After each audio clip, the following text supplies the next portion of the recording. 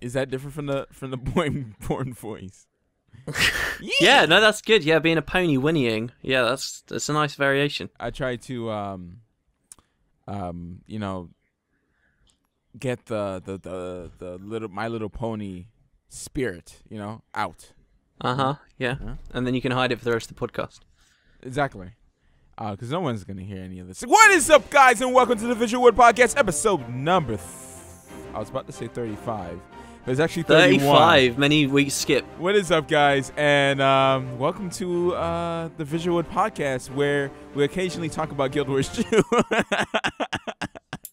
Occasionally, but because there's nothing going on with Guild Wars 2 this week, we thought, again, going back to the movie thing.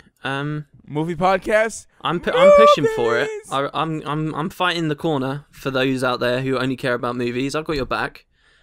Random guy out there. Random guy. Random one guy. 0.1%. Right. Yeah. So you watched RoboCop, right? Because I'm assuming you watched RoboCop because that was part of the movie club that we're doing. All right. Okay. Look, I get a free pass. So you say yes? I watched RoboCop, right? That would be a lie. But I buy that for $1. That's all I remember. I get a free pass because last week you never watched Tinker Tailor, so we've both. No, I watched it already though. That's the thing. Yeah. Okay. Well, no, I still think I get a free pass. We've done Movie Club twice, and both times one of us has messed up. But yeah, like I didn't watch RoboCop. But you watched other movies, so that makes it a lot worse. I didn't watch anything. Dude, I watched like a pretty bad movie, but that I'd heard a lot about and felt like I had to watch because it's like a classic. Have you ever seen Pretty Woman? Pretty Woman walking down the street. No, yeah, I'm pretty sure I have years ago. It was like I think it was is it where Julia Roberts started? I think it's like where she started. It's like anyway, she's very scantily dressed during some scenes of the movie, but they don't quite redeem the full thing. Like. It's an okay watch, but it gets to a point where it's literally a film about... She plays a prostitute in it, and it is a film about her being on the streets, and then some guy with lots of money finds her, picks her up, and gives her a new life. It's like... For anyone that cares about strong female characters, it's really not good. Like, it's well acted and written at times, but then, like, there's this really annoying bit, right, where she's a prostitute. This is what she's done her whole life, yeah? Right. And then it gets out that she's a prostitute because the guy had to tell, like, his best friend or whatever that was the case. And then she gets all, like, upset, and there's this huge bit in the film where you're supposed to be on her side, and she's, like, super upset because... like some guy found out she was a prostitute, but that's what she'd been doing for years, and like you just cannot get behind her. It was just super annoying to watch, like that bit of the film. And from there on, it mostly goes downhill, and it's a generic happily ever after kind of rubbish chick flicky movie. But it was like it was pretty fun. And on Twitter, when I started watching it, I was like, the only thing gayer about what I'm doing here, sitting down watching Pretty Woman, would be if I was like drinking pina colada. So like I fragrantly lied and typed out on Twitter. There's nothing wrong with watching a couple chick flicks. Okay, nothing wrong. All right, I watched a ton. I still watch some, I guess, with my wife, and some if I'm interested. Yeah, with your wife. I'm sat there alone in the dark watching it, like, oh, this is my Thursday I watch everything evening. with my wife, so that's not really an excuse. So there hasn't been any good chick flicks that I've like went on my way to watch lately. That's because they're bad movies. No, not all. Nah, not all of them. But like there's a couple black ones that come out. You know, the stereotypical black movies, kind of black like chick flicks. I don't think I've ever seen a black chick flick. Well, they're way more interesting than your white chick flicks. Well, all right. So what's the difference? I can't believe she did that to my man. I'm gonna get up and off it. You know, that type of stuff. You know, like that sounds more like a soap. Nah, they're mostly very like my man. It's basically the same thing, just in a black twist. Wow. Do you like? Everything's all right. Here's a question. Cheating. Everything's always about cheating. Such a bad premise, man. All right, whatever. Yeah, go ahead. If a movie like it has like an all black cast, are you more likely to watch it? No, doesn't matter to me. Okay. See, that's interesting because I feel like a lot of the time, like as long as if you just have like a gimmick to your film, you just automatically get a certain demographic because that's what you're doing, and it doesn't necessarily mean it's a better movie. But everyone's like, yeah. Oh no, but it does. It's just like the Tyler Perry movies. People keep going to watch his movies, even though they have steadily gotten terrible. And I love me some Tyler Perry. Terrible. I love me some Tyler Perry. I used to watch all his plays, and they're all used to be funny. And then now, like, it's really bad. Really bad. Like, it's not even a professionally done movie anymore. It's like very, I don't know, very like indie type of style to it, and the acting is not really good either. I guess his like studio burnt down, so he might have been going through some stuff. So wow, okay, so that's he might have amazing. been going through some stuff, and that might have explained why his the movies have gone downhill, and he kind of has stopped it. I think he stopped it. All right, it's your job. It's your job now to tell me what am I missing with the RoboCop? RoboCop. Dude, you're missing just the most absurd stuff you could ever get, dude. Like, I mean, like really, really absurd. It's not meant to be taken seriously, RoboCop, dude. And the gore, dude. I don't know whether I like gore. You don't like gore? You don't like just blood just gushing out and like, I don't know where it adds. Like, if it's really rare, I think it's pretty cool. But otherwise, I don't know. It's not that gory. It's not that gory. So like, all right. So let me tell you the absurdity. Like, sometimes they would have these commercials, Okay. right? During like, because some of the stories told through the news station, right? And All they would, right. like, put Okay. up the full screen, and then like, oh, brought to you by this, and then you'll see like the war is going on around like this. You know, in this universe, there's a lot of war going on, and like, oh, they're threatening to if they get attacked again, they're gonna nuke us, and blah blah blah blah, like stuff like that going on in the background of this story, and Right. they come up with this board game called Nukem, and Nukem. basically it's Wait. This is a world where they're in nuclear warfare. Everyone's Yes, like hiding to save their own lives, and they're making games for kids. Nukem. Yeah, and all the kids are standing around like, don't let me nuke you. And I'm like, holy crap, they are so insensitive right now. Like, the most absurd stuff. And there's this guy who's very popular through the whole film, which is like every time any of the guys turn on the TV and they're laughing, it's with this guy. And it's basically, he's like this old guy with like very, I don't know. I wouldn't say, it's not really like those guys who are like, they live in their basement and they're very old guys. Like, they're in their 50s, Losers. they're losing their hair. They hunch their back a little bit. They're very short. They have glasses. Hopefully I didn't describe anybody who's watching this. Whew.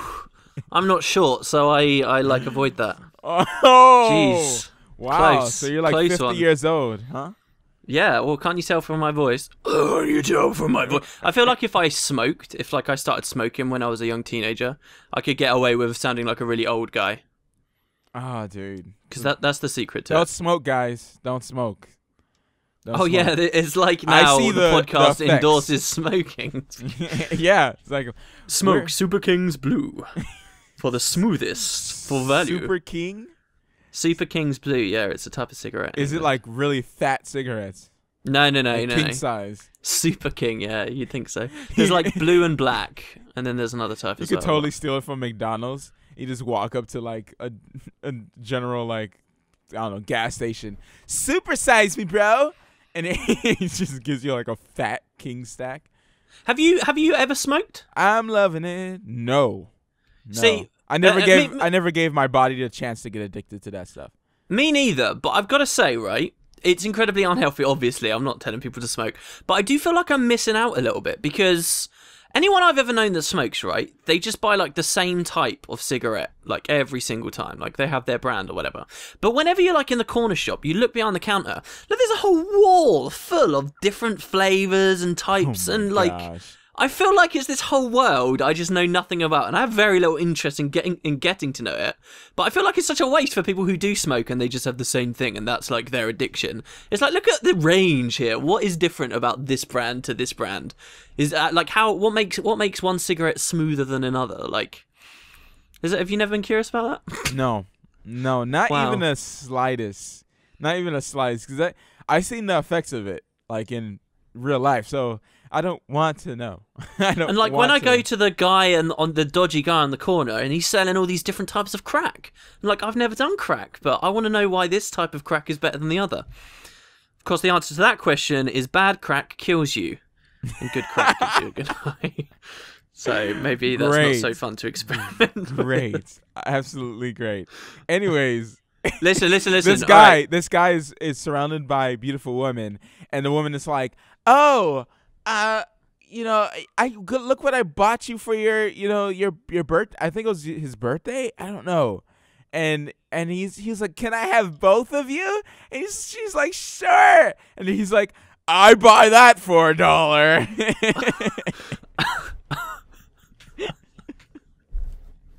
Why? I don't know. But throughout the whole film, he's like, "I buy that for $1." And it does a close up of his face, and he's just like, "What year did this film come out? I may have to watch this." Were there sequels? Yes. RoboCop 2 and 3. Yes. But dude, this feels like the kind of franchise that would eventually just start releasing direct to DVD movies. And it turns out there's actually like 15 of them. It's just no one knows or cares about the later ones. And like there was a new one out a couple of weeks ago. Like Home Alone and what's that dog movie? This is kind of like Home Alone, but it's not. Dude, all classic dog movies. Here's a sad fact about cinema. All movies about dogs that are classics and timeless and memorable are movies where the dog dies. No, dude. Home Ground or Ground Home or something like that, where there was this dog that was kind of dumb and stupid. I think he was like a Dalmatian or something like. No, he wasn't a Dalmatian, but he was white and black. And then there was like the Golden Retriever, which was like the boss and the old guy, whatever. And then there was the little one, the little cat. Oh, dude, it was such a good movie. I can't remember. And there was multiple ones about that. I have to watch that again. Because that was one of my favorite films to watch, dude. Favorite films, dude. I'm not talking about Air Bud. Wait. Are you saying this is a live action film? Yes, it was. And there was a cartoon film about a dog I saw once called Rover Dangerfield, and I used to love that as a kid. About a dog that got lost and ended up going to a farm. It was good. I think I probably watched that. I watched a lot of dog movies back in the days. Also, you're not allowed to look it up. When was the most recent Home Alone film? It's definitely in the 2000s.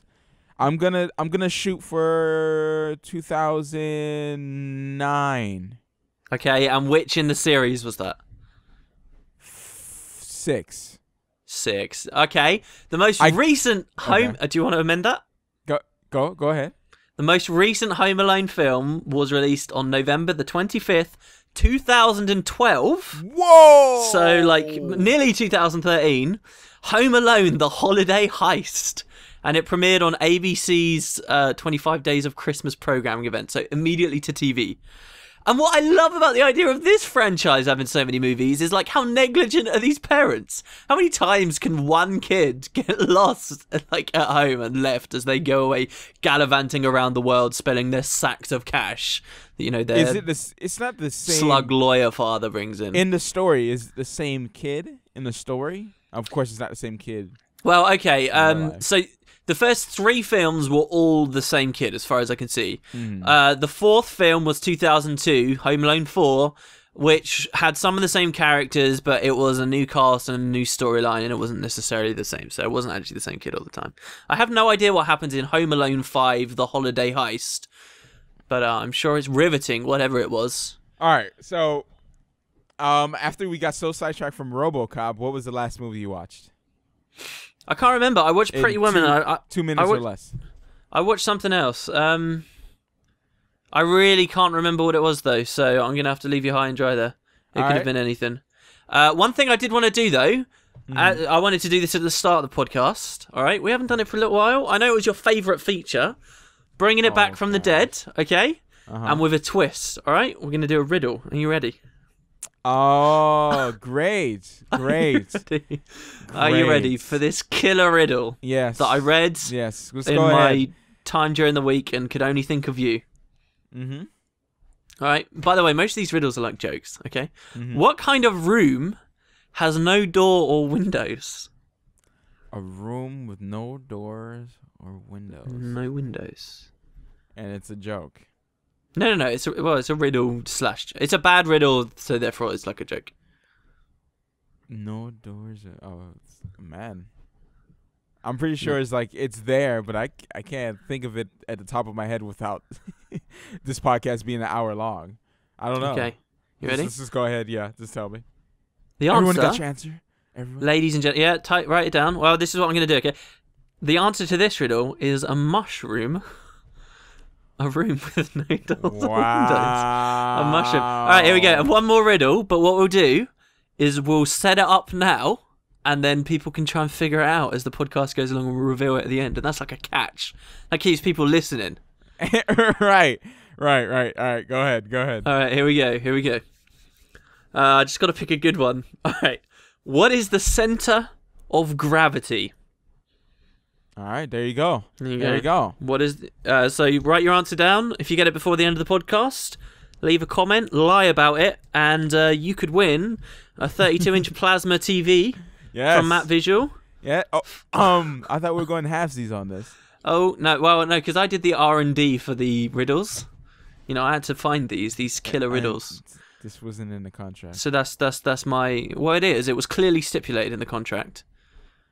You should read everything you do. Do you remember when you clicked accept when you first created your Guild Wars 2 account? It said there, when you're eventually collabing with Wood and Potatoes, he's going to do a mini game in a podcast you're going to set up about riddles, and you have to pay for the prizes, which he determines. All right. It's all there, man. Miku dance, Miku move. What's this? Is this all right. Obscure Japanese dance game? Oh, did you look this up? No. All right, so this is just like a crazy... What I've been doing through the week, okay? Do you remember I talked to you about like this weird idea for a machinima I had? Yeah. I was looking up ways to do motion capture stuff, and I saw... Oh my god, this ties into Frozen as well. I saw some girl, some like random girl, I can only imagine is like 14 years old or something, had made like this incredible animation for one of the Frozen songs that was released on the soundtrack but never actually put in the eventual film. Basically, in the early draft of one of the Frozen scripts, there was a song from well, what's his name say it? Like Idina, blah blah blah, right? There was, she was like singing a song. It was like the sequel to Do You Want to Build a Snowman? It's when they're frozen. Anyway, that stuff's going on, and it was just, it never made it into the eventual film. But this girl online made a YouTube video animation for the song, so it was playing the song's audio, and you could actually see Elsa and Anna were hugging each other and stuff. It was like amazing. It looked like it could have been a part of the film, just kind of, you know, a bit shoddily done. And I was like, how is it that this like person has just managed to do this? This looks so cool. What is it that they did? And it led me into this crazy world of the internet known as Miku dancing, right? Do you know what a Vocaloid is? No. I've learned all this Japanese stuff this week, okay? A Vocaloid is like a Japanese singer celebrity, but the catch is they don't exist in real life. Imagine a pop singer, okay?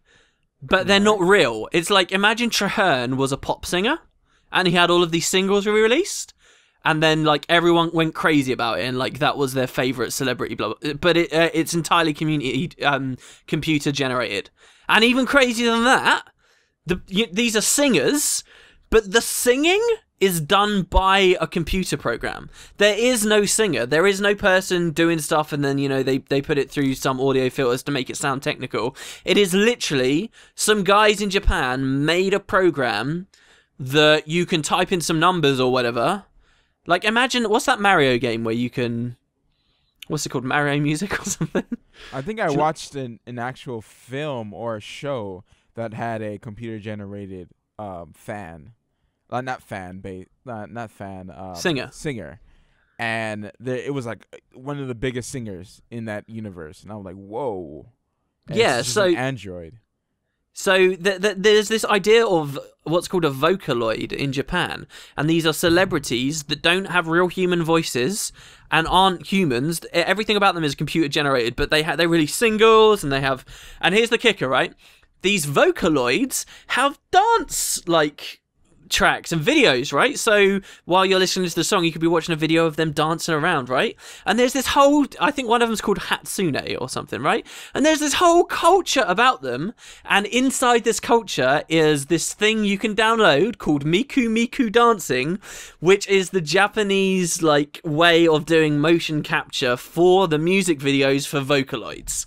And so this 14-year-old girl that I saw on the internet, she might not be 14, she could be like a 27-year-old for all I know, but this video I saw of her making this amazing Frozen animation was made in this crazy Japanese dance thing. So I was totally inspired by it. I was like, yeah, I'll do some motion capture, and ended up just watching all these crazy videos of ladies running around and doing all these super Japanese dances.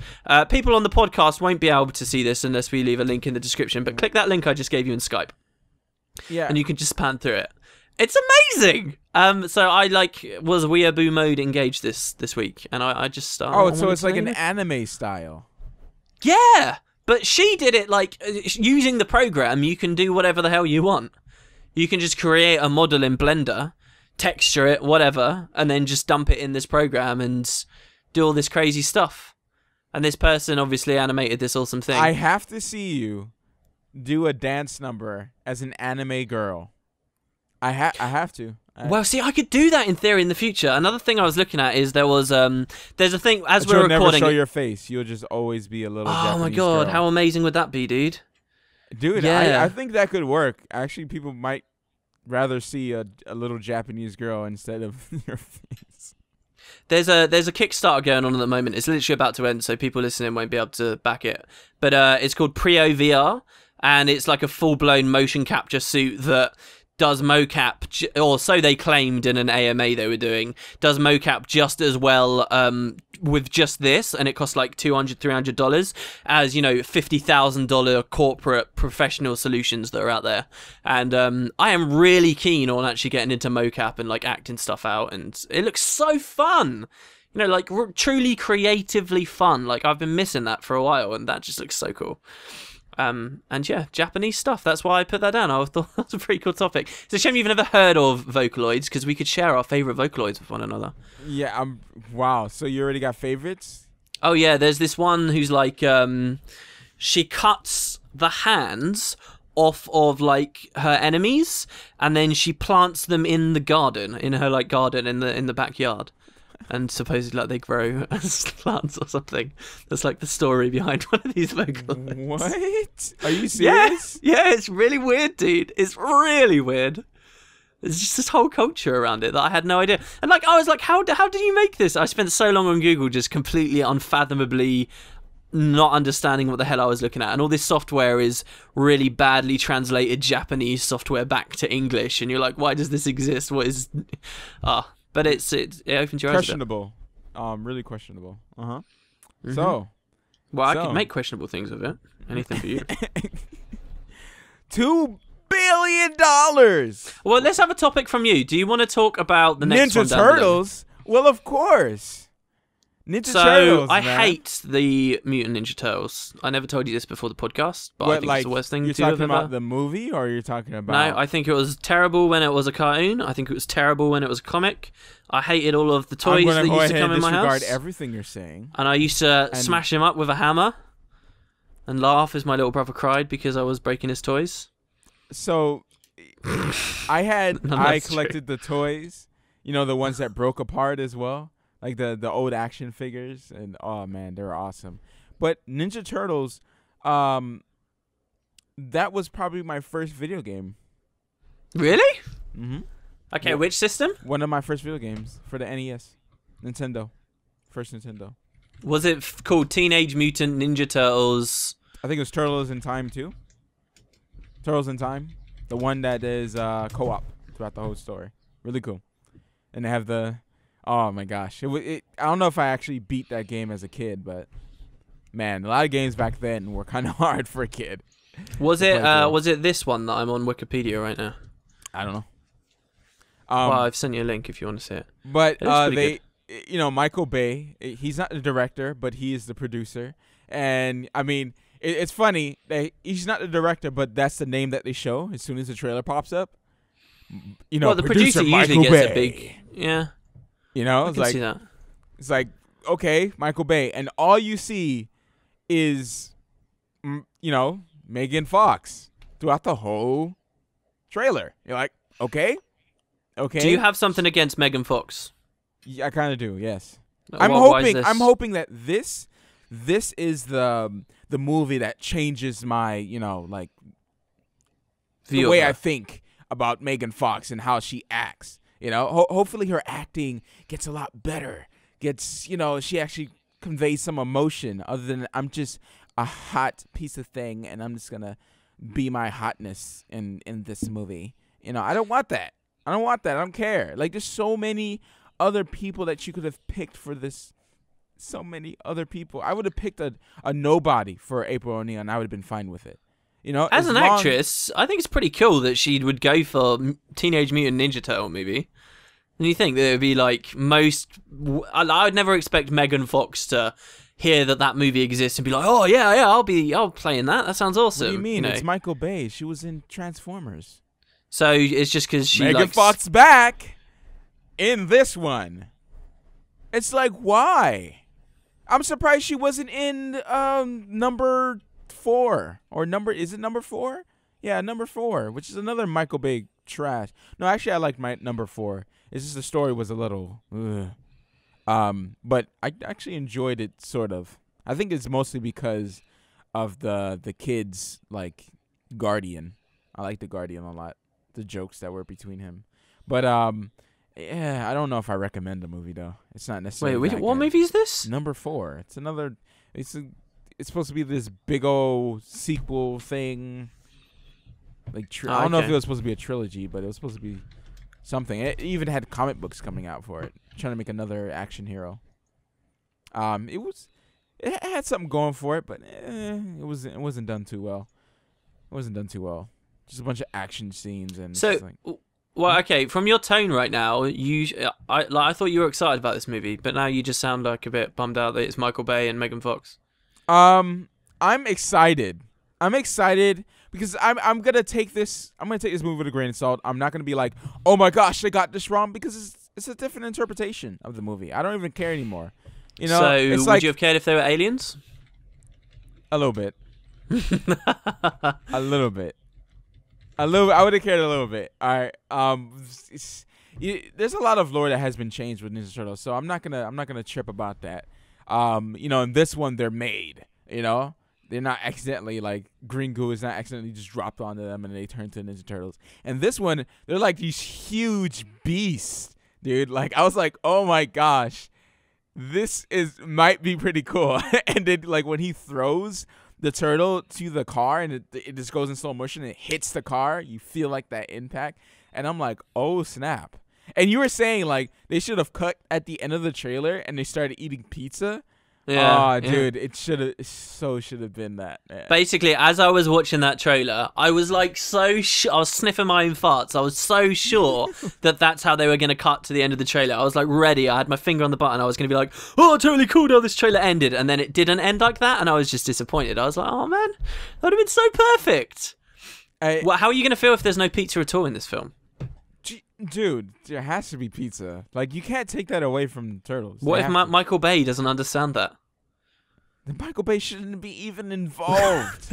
He shouldn't be involved. He shouldn't be.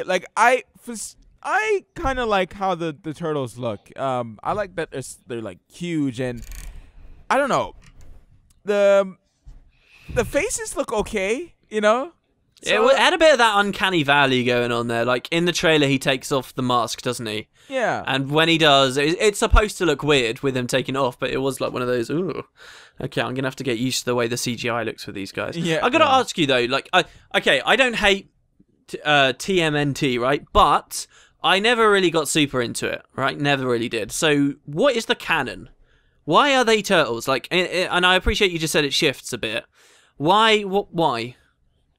You know, like this trailer begins and it looks like it could have been a Batman movie. It really does. It doesn't look. Yeah. And then randomly just giant. Christopher Nolan of Ninja Turtles. And then just randomly turtles are there. Like, what's the story here? Why have they combined people with turtles? Is that what happened? Was it an accident? Was it a scientist specifically doing it? We don't know yet. We don't know yet. It's a teaser. So, well, basically, they were made. Right? That's basically what it was. This just sounds like such a crazy thing. Like, oh, we deliberately made them. Man combined with Shredder's what white. Animal would be awesome? Turtle. Yeah. Oh, yeah, okay. There's a lot of things going on with it. I want to see Splinter. I really want to see Splinter, dude. Who's Splinter? That's the rat guy, is it? Yeah. The sensei. The rat guy. Yes.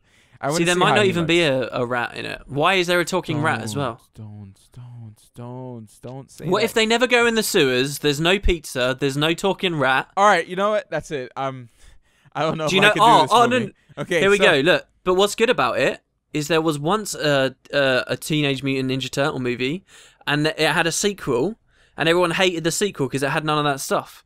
Like, they made the sequel just like this time traveling thing. Have you heard about that? No. Yeah, like, it was, they had a teenage, this was in the 90s, I guess? Everyone liked the first one, and then they did a sequel to the film. It was a live-action film, you know, but guys in suits and whatever, because CGI wasn't where it is today. And yeah, they had the whole plot was instead of it being in a city, instead of it being anything people who care about, it was just a random time travel plot where they went back into samurai times or something. It was ridiculous. Everyone hated on it. I watched a video from some guy online about it like last year, and now it sticks out in my mind. Anyway, it'll be like that. Enough about Ninja Turtles. So what have you been playing this week? All right. Well, okay. Before that, right? I got something I want to get off my chest. I came very close in the week to making a non-Guild Wars 2 one-off rant video, expressing an incredible disdain and annoyance at the general internet community about some news that happened with the Oculus Rift. I barely talked to you about it. I'm wondering what you know about the only situation. thing I heard was the Oculus Rift being bought up by Facebook, which I don't get what the whole big thing is about. But I don't know. Like I feel like okay, yes, Facebook bought it. I mean, they bought it for $2 billion. That's a ton of money. That's a ton of money. Like I feel like Oculus Rift is going to be used for more than just gaming absolutely. stuff. You know, like, so I don't care. Like, Facebook is just a company. It doesn't matter that it's Facebook. They're not going to use it for Facebook.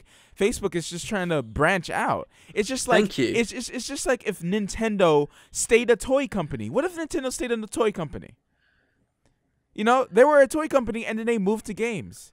Well, really apt. If Sony stayed a electronics thing, you know, like, and didn't move to games, and they still made TVs, which they probably would have, you know, been a much smaller company if they didn't go into the and made the PlayStation. Well, a good example is Google. Google was just a search engine for a long time. Yeah. They got a lot of money, and then they started branching out, and they started going into other areas. And people don't assume if Google buys a company out that they're going to try and incorporate its search engine features into it. No, like, they're buying it because they're diversifying where their money comes from.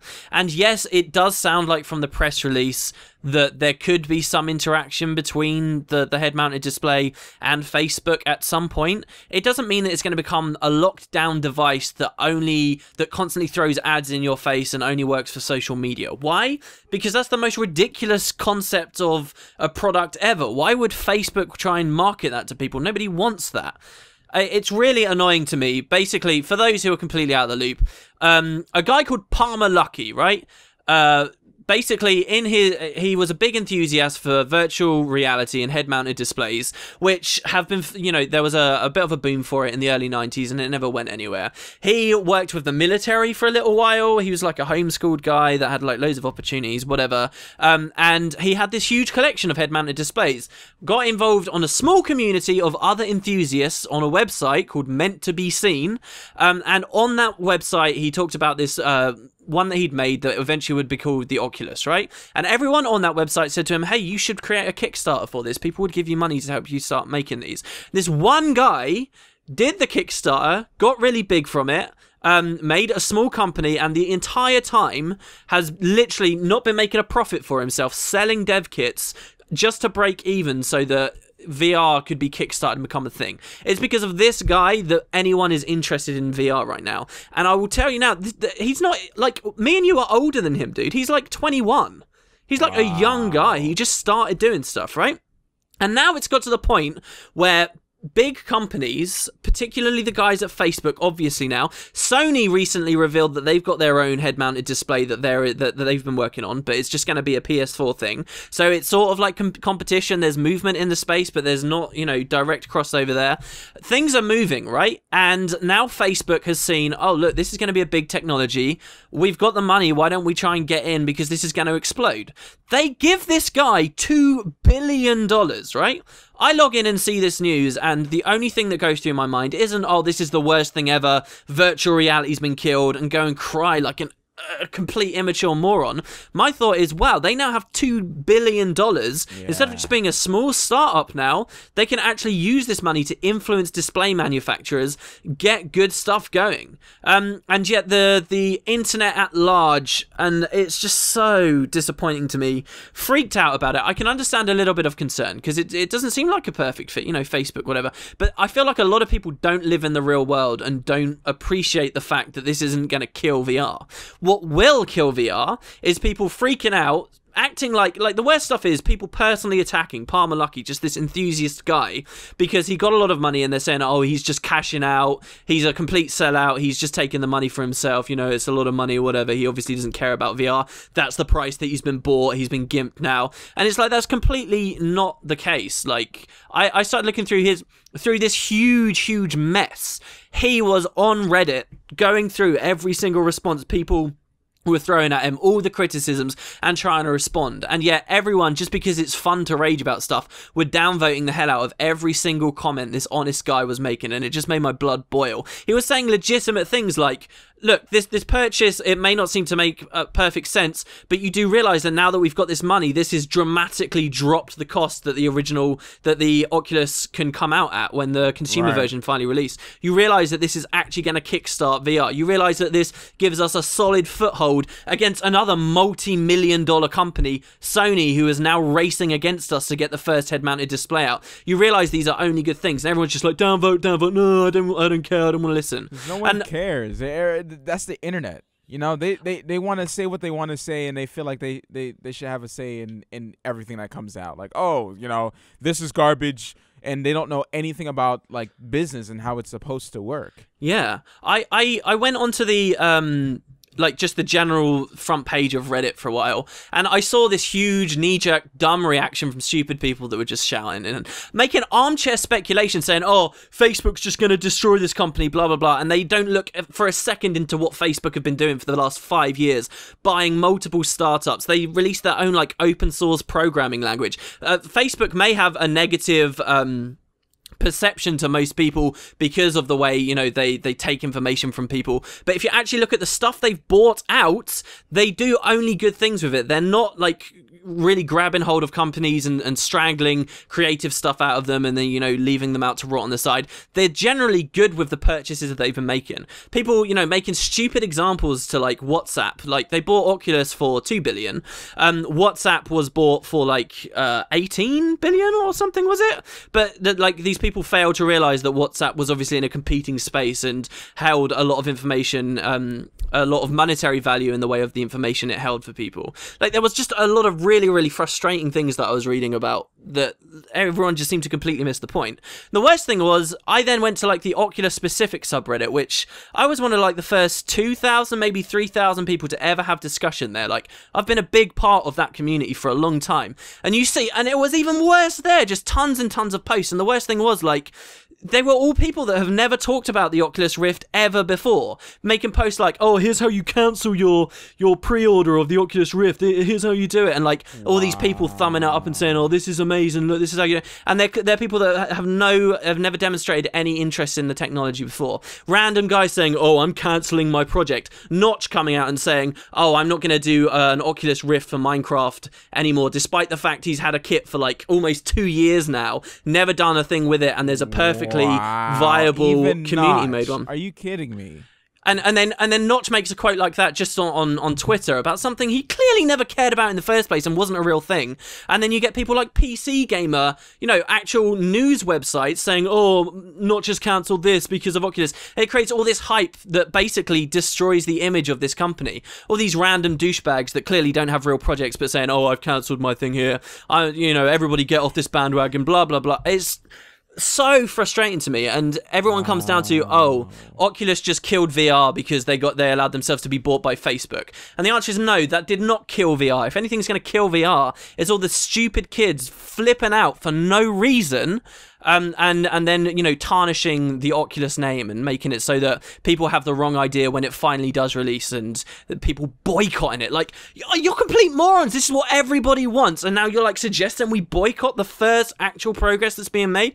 It's unfathomable to me, and it's been one of like the worst experiences of internet culture I've had in a long time, that I've been so intimately close to. Horrible, dude. Like, just thousands and thousands and thousands of people that you just cannot understand or agree with.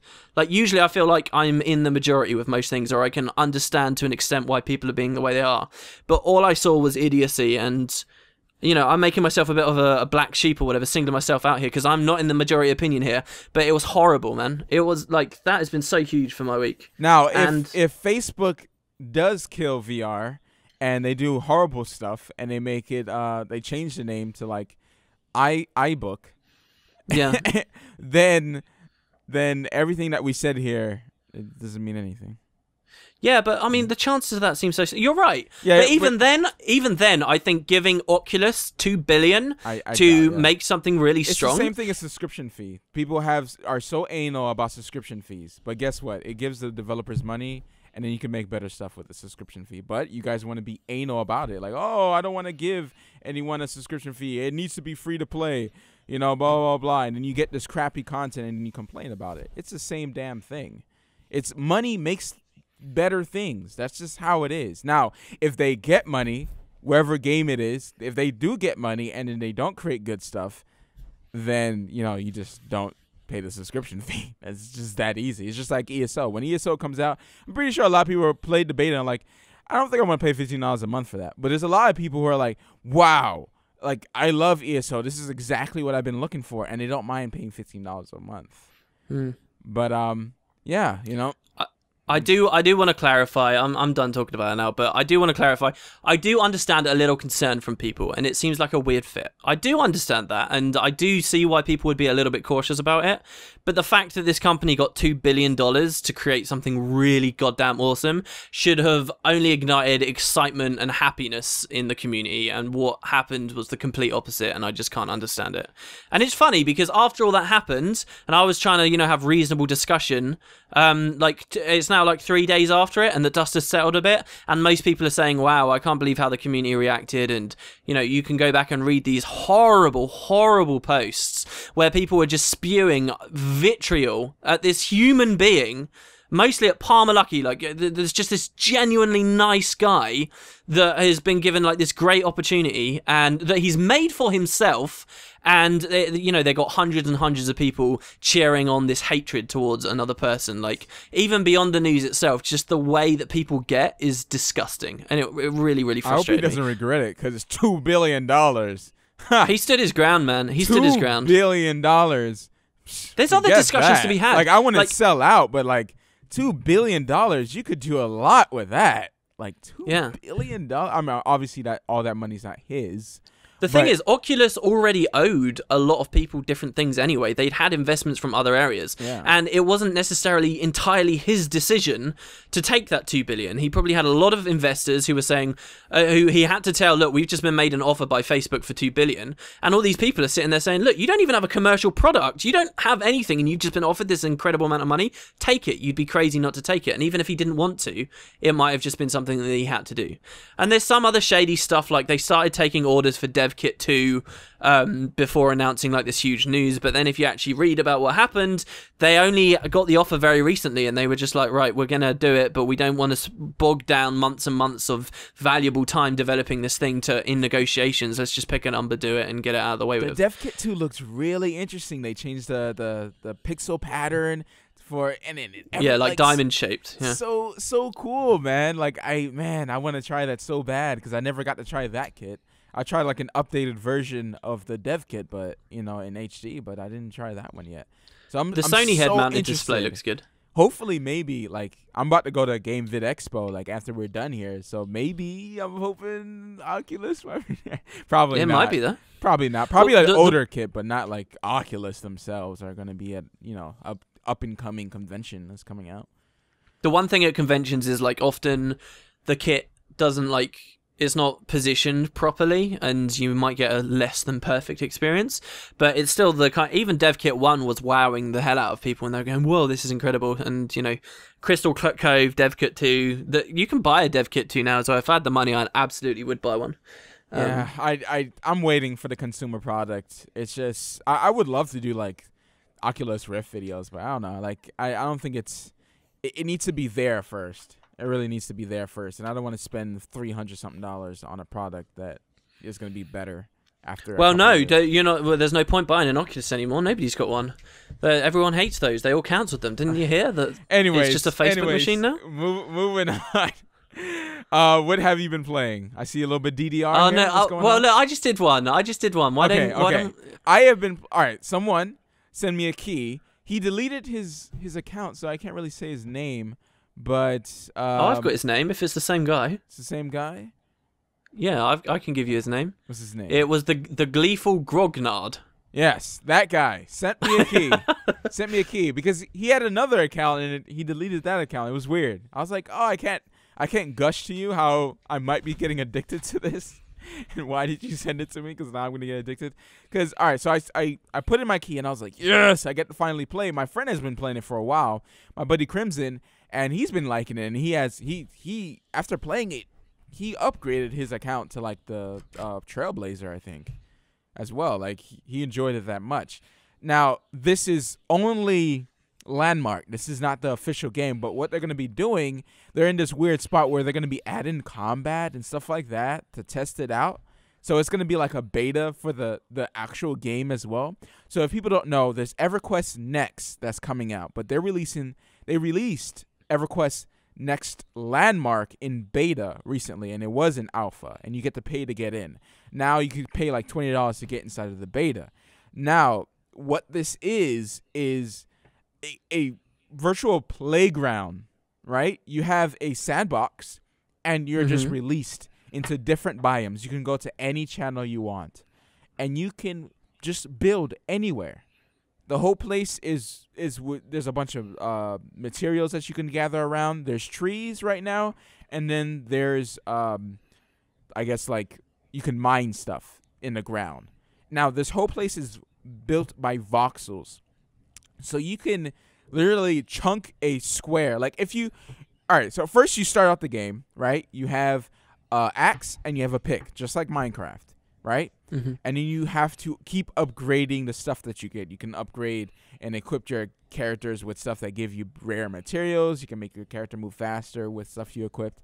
And then there's the basics, which is upgrading your pick and your axe. And what you have to do is go through different tiers, right? So you start with a stone, and then you move up to a copper, and then you move up to a these crazy names, right, of materials. Iron.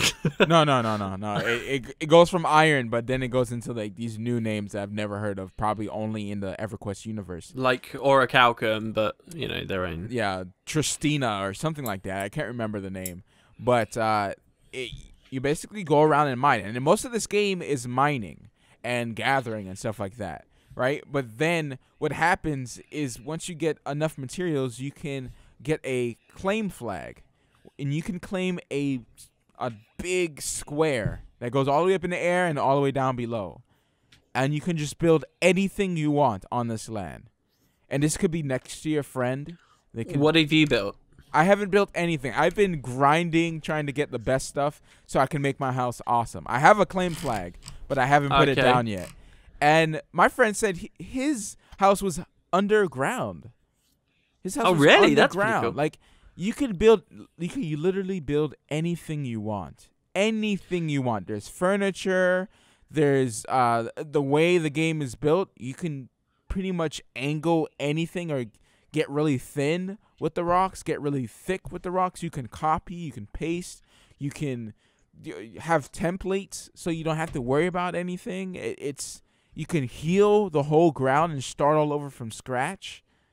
There's so much, like, it's the most craziest system I've ever seen when it comes down to building your house. Like, this is the most customizable housing you will ever have in a game right now. Well, not ever have. Well, right now in an MMO.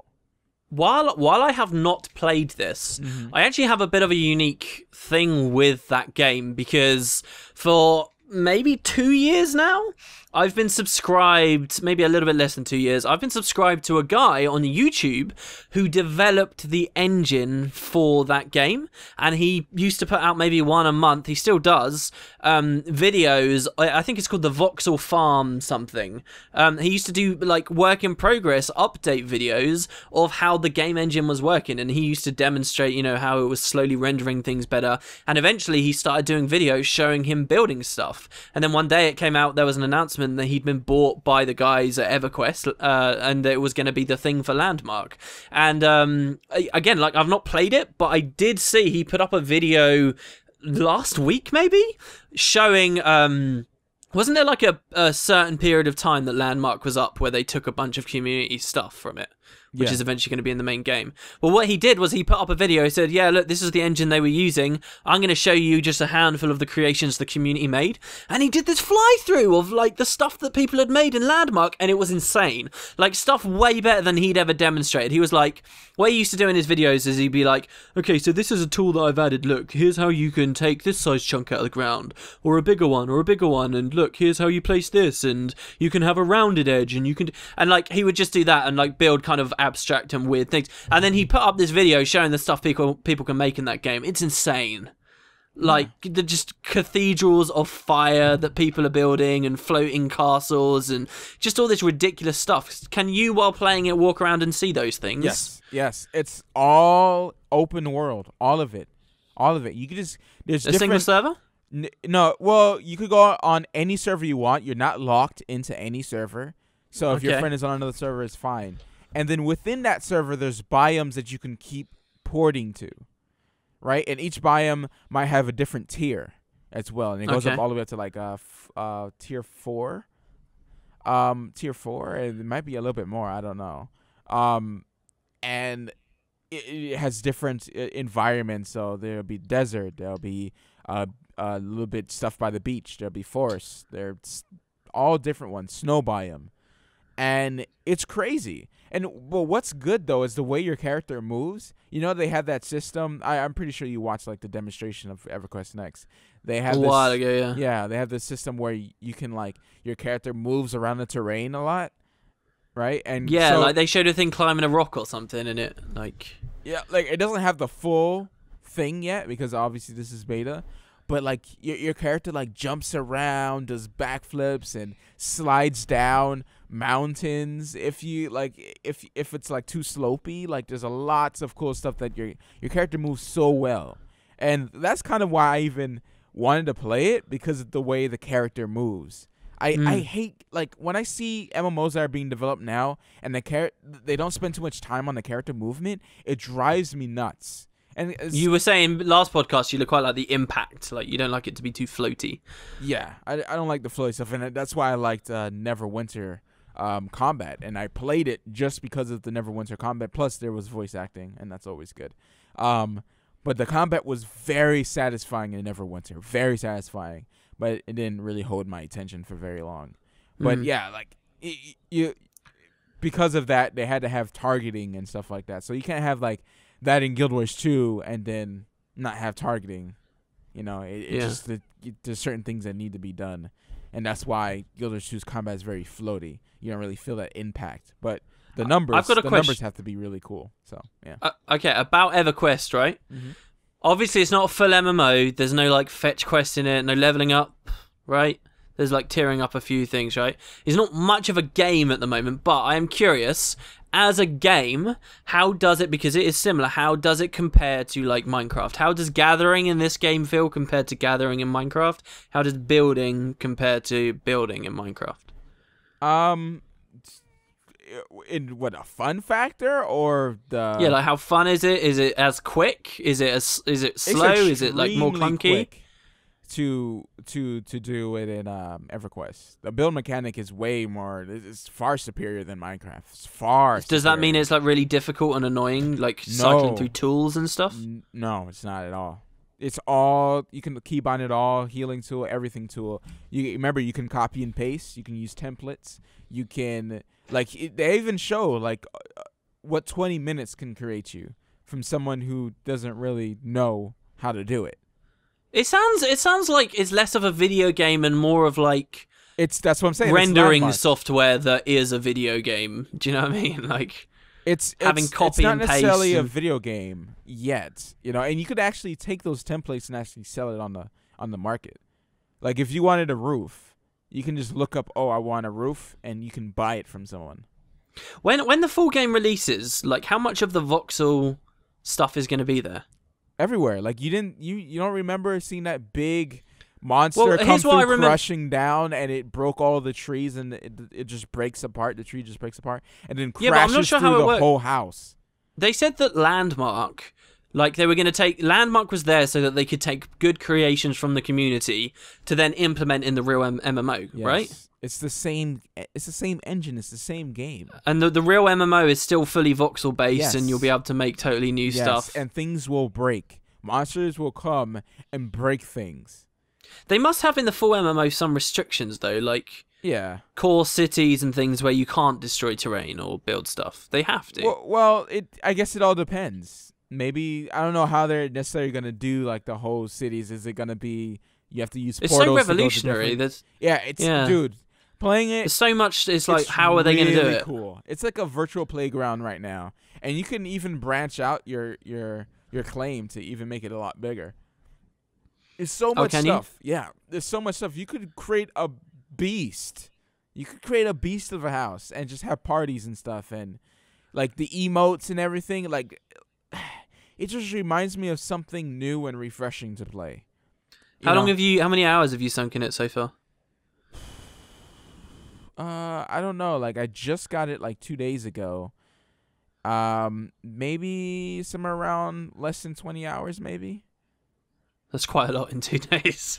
It's quite a lot. I want to play it. I've got a key as well that I can use, but I haven't got around to it just yet. Probably I do want to closer see how it 12 goes. Hours, probably. You know, and that's with watching a couple of because you know it's I don't want to encourage people. Go buy it, because it's not really a game yet. It's unless you want to make stuff, don't buy it. You know what I'm saying? If you can't make your own fun, there's nothing to do.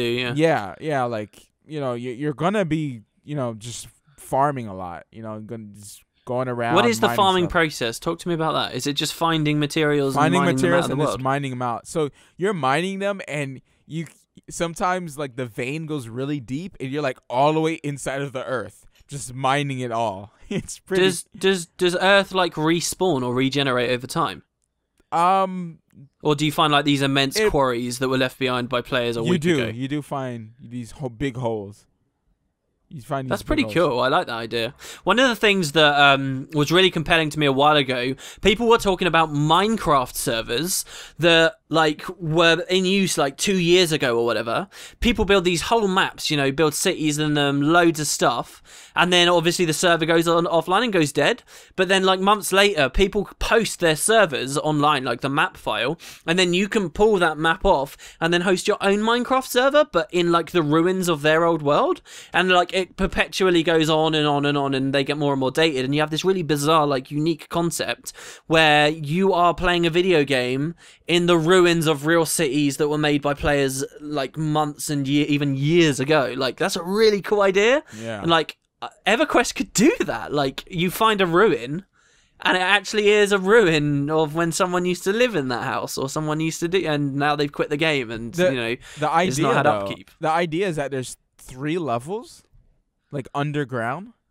So as you dig, you can crash into a new like biome underground, and then there's another biome underneath that. Is it like lava under that? Yeah, it's always lava. It's always lava, right? Yeah, I think it is. Like, and there's also portals that go down that deep as well. So like, you'll be able to like break through the floor. What about up? I don't know about up, but I mean, dude, there should be like a heaven biome. You can float your house, so I mean, I'm pretty sure. They should let you go into space like Starbound. You just keep going up and up and up. You go like through the Aether realm, and then maybe Sounds somewhere like else, No Man's and then Sky, you're in space. Dude. No Man's Sky. I'm totally down for that game. I don't care if it ends up being so weird, dude. Yeah, even if it ends up being like okay, I still play it. Whatever. I bet it ends up terrible, because there's no way that trailer can be real. Like, well, it is real, but it's just for people that don't know. It's gonna be like Cube World, but just. I was looking at the Cube World subreddit the other day, and died. All these people were just saying, "Wow, this game is so dead." Even their official forums, like, were just full of people saying, "This is the most dead, ridiculous thing ever." I feel like whoever made that game must be in a serious depression. You know, like how it feels if you feel like you've squandered an opportunity, like you had something great, but you were negligent. When it comes on YouTube, But you were negligent at the time, and you wish you could go back in time. Imagine how that guy feels. Jesus, millions and millions of people ready to hand money to him. Many of them did. And he could have had this incredible thing that just kept going, you know, hire some people, get the updates rolling. Could have been, like, not quite on the same level, but, you know, like, something of what Notch had. And then he's just like, oh, no, I'm going to go super slow. Or just collapses under the fear of all these eyes looking at him and doesn't do any updates. And now it's just this thing, a footnote in the gaming memories of 2013. That's so what sad. Keyboard But becomes. at least Starbound has kept their community and kept rolling Absolutely. out. I'm so happy for them. So happy, because they created a really, really good game. Absolutely. You know, like, if you're into the whole Terraria type of thing, it's just way better when it comes down to a lot of the systems, and your character looks really nice as well, which I always had a problem with Terraria. Is No Man's Sky going to be a Cube World or a Starbound? Yeah, I wonder. It looks too good. I think it's going to be a Cube World. Because Cube World was an awesome game. Is an awesome game. It just lacks the depth of that extra stuff. You could just cheat so much. It was so yeah. fun I remember when after we played it though. You were like, oh yeah, I've been playing with my friends. Like 2 days later, I was like, oh cool. All right, what level are you now? And you're like, oh, I'm level 2 billion. It's cool. I've just leveled up 100,000 times. And I was like, what? You know, I don't feel sad about that, because you're like max level in PoE, and you haven't invited me once. I'm not max level. I'm nowhere near it. I'm only on my second playthrough. Max level's like playthrough, and you still haven't invited me. Yeah, it's not that long though. Suck, I haven't played it for like 2 weeks. Whatever, I don't want to hear it. I've been playing Diablo 3 though. Yeah, and you haven't invited me to that. What is this? I haven't bought the expansion pack yet because I'm broke. But I thought that's why you were playing it. You're not even playing the expansion. No, but they changed the whole game.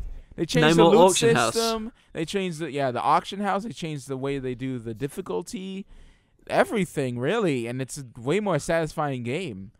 And I actually enjoyed playing it.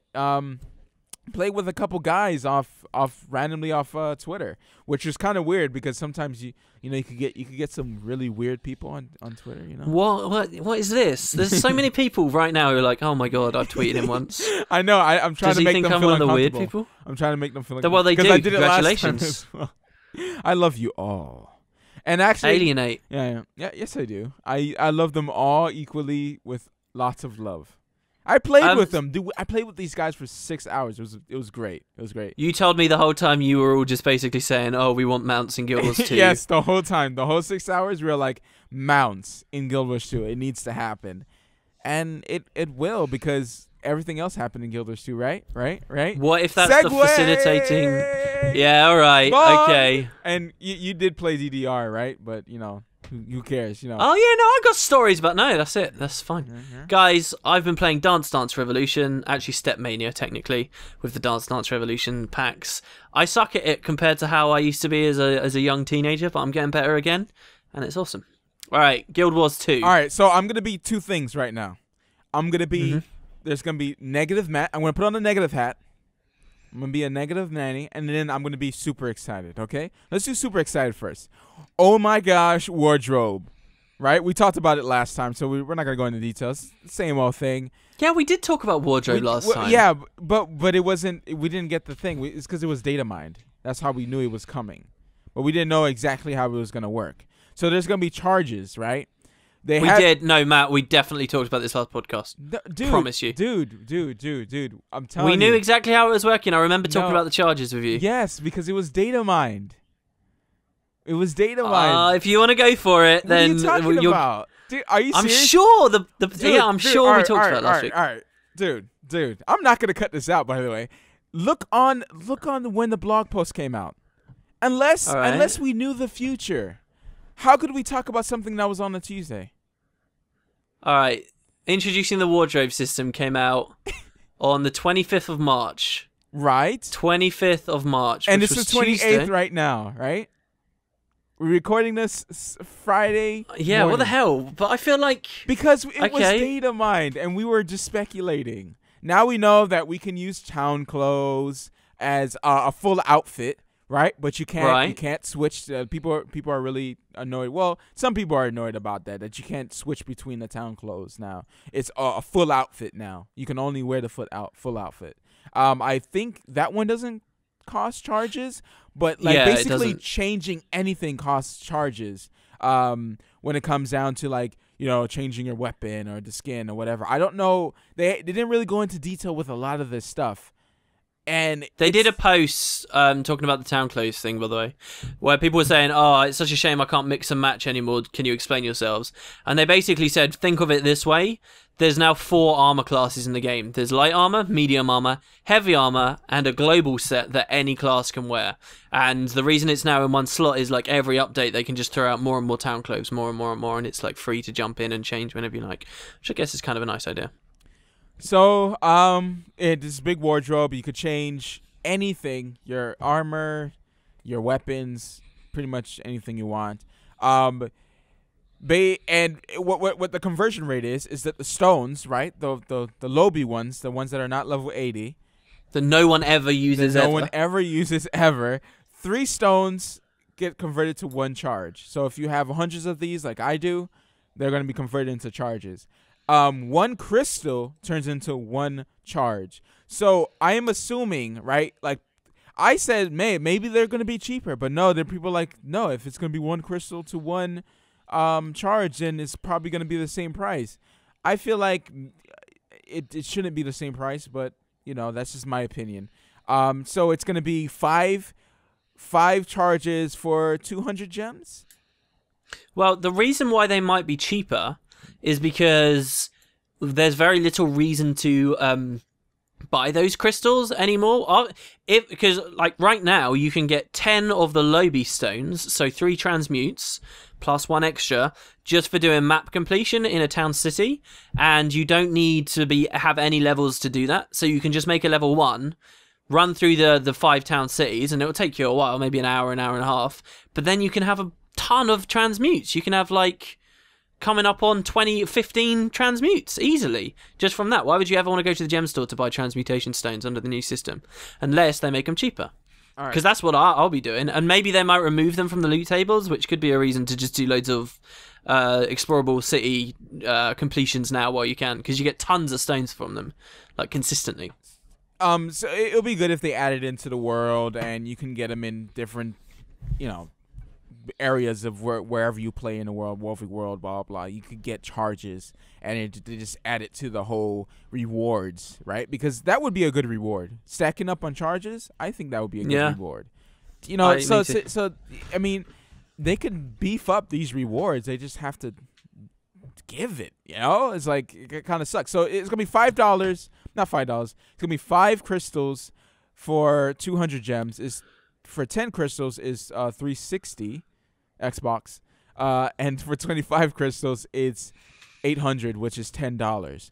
I don't think it's too bad. I think it would kind of add up though if you're like, I don't know, like if you're a lowbie and you want to switch. You know, there's so many other MMOs that do this for free, and I understand they can't just do it for free for something that was been paid for all this time. But it's just like, what if you're lowbie and you know you're, because this whole it's only cosmetic. Still, that's something to play the game. I played DC Universe constantly because I get to switch my gear. Everything you gear becomes this account bound thing, and then you can just, not account bound thing, but on your character, and you can just switch to anything you want. And I thought that was awesome, that I can make my Superman character more Superman-ish anytime, no matter what armor I get. Because if you get a really good armor, you want to keep using that armor. What I had to do is keep using these damn stupid stones over and over again. Over and over again. I wonder there's so many aspects, like, what if you switch your armor? Do you automatically use your cosmetic view if you switch your armor? You know, like all these different ways. Like, how does it actually work? And we don't know any of these because they basically said, oh, here's the wardrobe. Here you go. You know? I think there actually have been a lot of announcements made on the forums. There's like loads of clarifying posts about things. Well, I don't look Me on neither. the forums, so I am so straight. The comments is good enough for me. I don't need. What are you talking about? The forums are super friendly. Uh-huh. They're doing that CDI now, and everyone's like really chipper and professional. Excellent. And everyone that's like 7 years old and usually would be crying on the forums is, they're really nice. All right.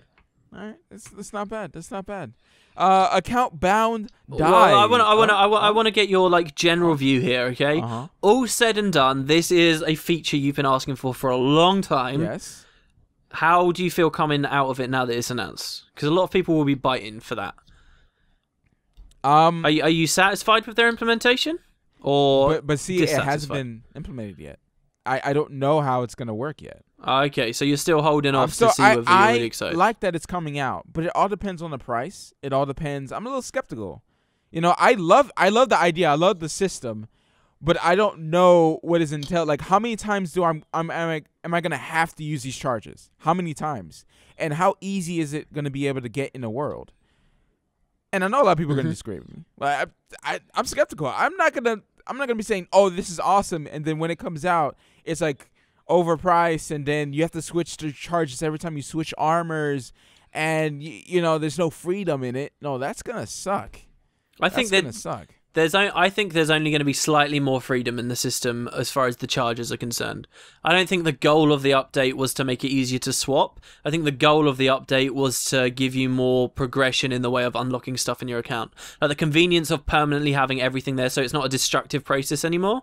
You can always transmute, and like it doesn't destroy the items. They're just there unlocked for you, and that's where the freedom comes from. I think price-wise, there'll be very little difference. Yeah. At the end of the day, I wouldn't be surprised if they get rid of the Lobby crystals altogether. Maybe they won't. At the end of the day, it gives us more freedom, so I'm very happy about that. That's what I care about. At least we can have it all over. Like you can be a level 1 with a great sword, right? With a sunrise great sword. But if you switch your great sword, if it goes away, then that's kind of disappointing as well. But it's more freedom. At least I'll be using it on my level 80s, and I probably won't be using it on my when I'm leveling up, if that's the case. If I'm gonna have to use charges for every time I switch my armor and stuff like that, then that'll be a little bit disappointing. But account bound dies, so that's pretty awesome. That's pretty awesome, right? But the only thing is that I bought Abyss and Celestial on a lot of my characters, and they're just gonna give me a single unidentified die for it. Yeah. It'd be nice if you were rewarded, like compensated fully for it or whatever. Like if there were duplicates, you are given what that duplicate was instead of an unidentified die. I would have rather that. You know, to sell on. That.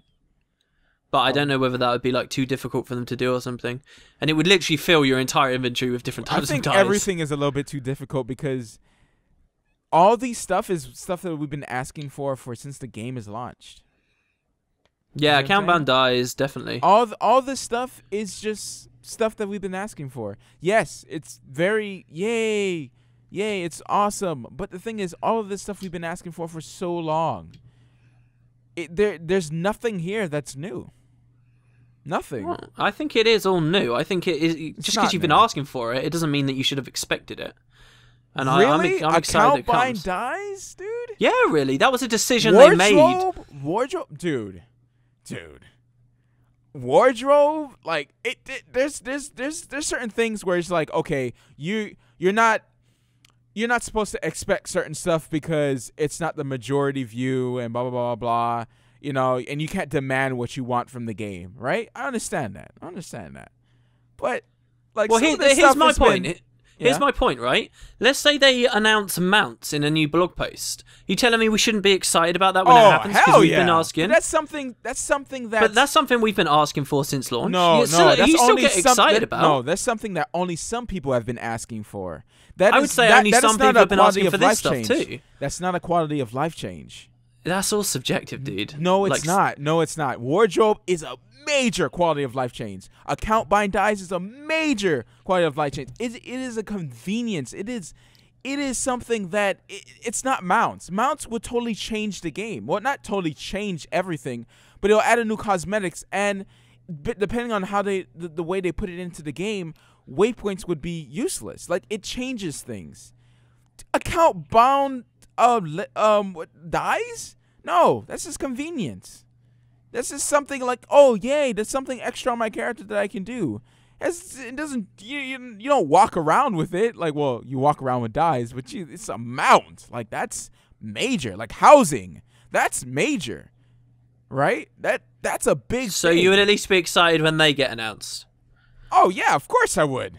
Absolutely. If they ever decide to do housing, like a lot of those stuff, you would think you would never do. Like wardrobe and stuff, we knew that this was coming. You see what I'm saying? I don't think we did know this was coming. Dude, are you all right? All right, you're just like everyone in the comments that don't, you hear stuff and then you forget about it. He announced it when we had the interview. Colin Johansson announced it. We are working on a wardrobe. He even called it wardrobe. I didn't call it a wardrobe. I didn't actually know that it had been fully announced, like that it was 100% guaranteed to be a thing coming in the game. This was a bit of a shock to me, and then that's why it's quite exciting at the same time. Even if it wasn't a complete shock, I still think it's reason to be excited about it coming in because hey, it's coming in. See, I'm a bit different, and I rather content in the game. I don't rather content because I love this stuff, but I want content. And I know that this feature patch is not... For most of the Living World patches, you've been saying, oh, I'm just waiting for the feature patch. I'm not interested in these. I want the feature patch. Because I thought they were going to release something that was going to be content. Like maybe a new world. I was excited about that. Because I understand, yes, they were going to be like, oh, there's all these big changes. But none of this stuff is going to get people to play the game, though. You don't think? No, I think this is one of those things where it's just like, wow, this is really cool, and I'm gonna log in and we're gonna switch around and mess around and check out the new patch, but it's gonna be like a living story update where people are just gonna eventually be like, okay, at the end of the day, I have cool armor and stuff, but it's the same old content. It doesn't change content, dude. This is all. I think these updates stuff they're announcing are giving people a lot more goals.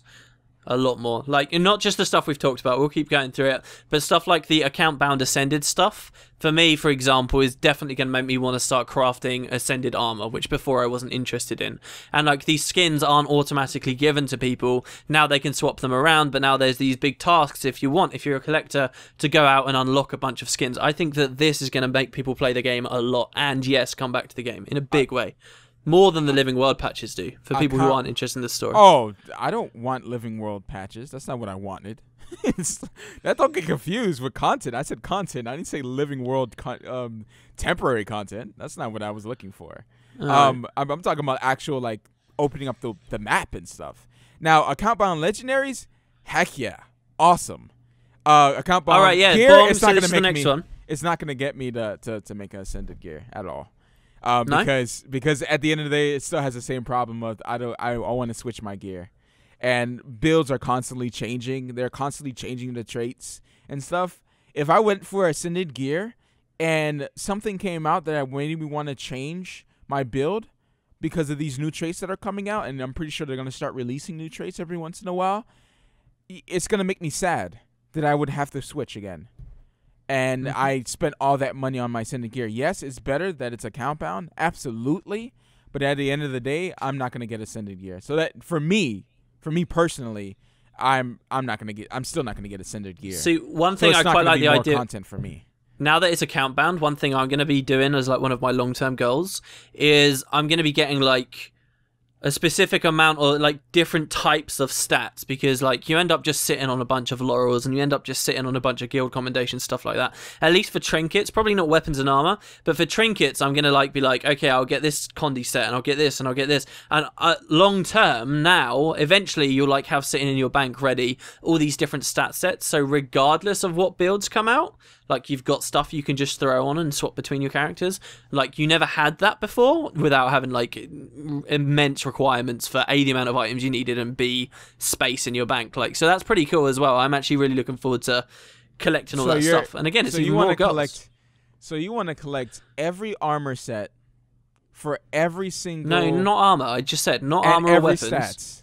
Not armor or weapons, and I don't think not necessarily every stat, but you can definitely get like a strong crit set, and you can get a strong heal set, and you can get a strong like tanky set and stuff like that in preparation for when they ever, you know, become a thing. Because yeah, there's smaller variations within there, but a lot of them are quite strong. Yeah, I feel like I feel like I'm eventually just, you know, just give up and get me ascended gear, but I'm not at that point yet. I'm still waiting for that legendary armor that. Well, what about trinkets? Have you not even got ascended trinkets? Yeah, of course I do. I have different sets of those. Yeah, that's what I'm talking about. Like those trinkets, you can get not easily because it's quite a lot of laurels. Of course, it's easy. There's laurels. There's accommodations. There's just regularly going through fractals. There's so many ways to get those, but not armor. The armor is a lot of money. A lot of investment. That's different. Trinkets is totally different from armor. Yeah, I know. I wasn't really talking about armor. Yeah, but yeah. So last login by guild members. Oh, this is, you know, it's in the same area, but even more so of like, okay, yeah, I feel like this is absolutely at launch. It's late. Yeah. It's a little bit late.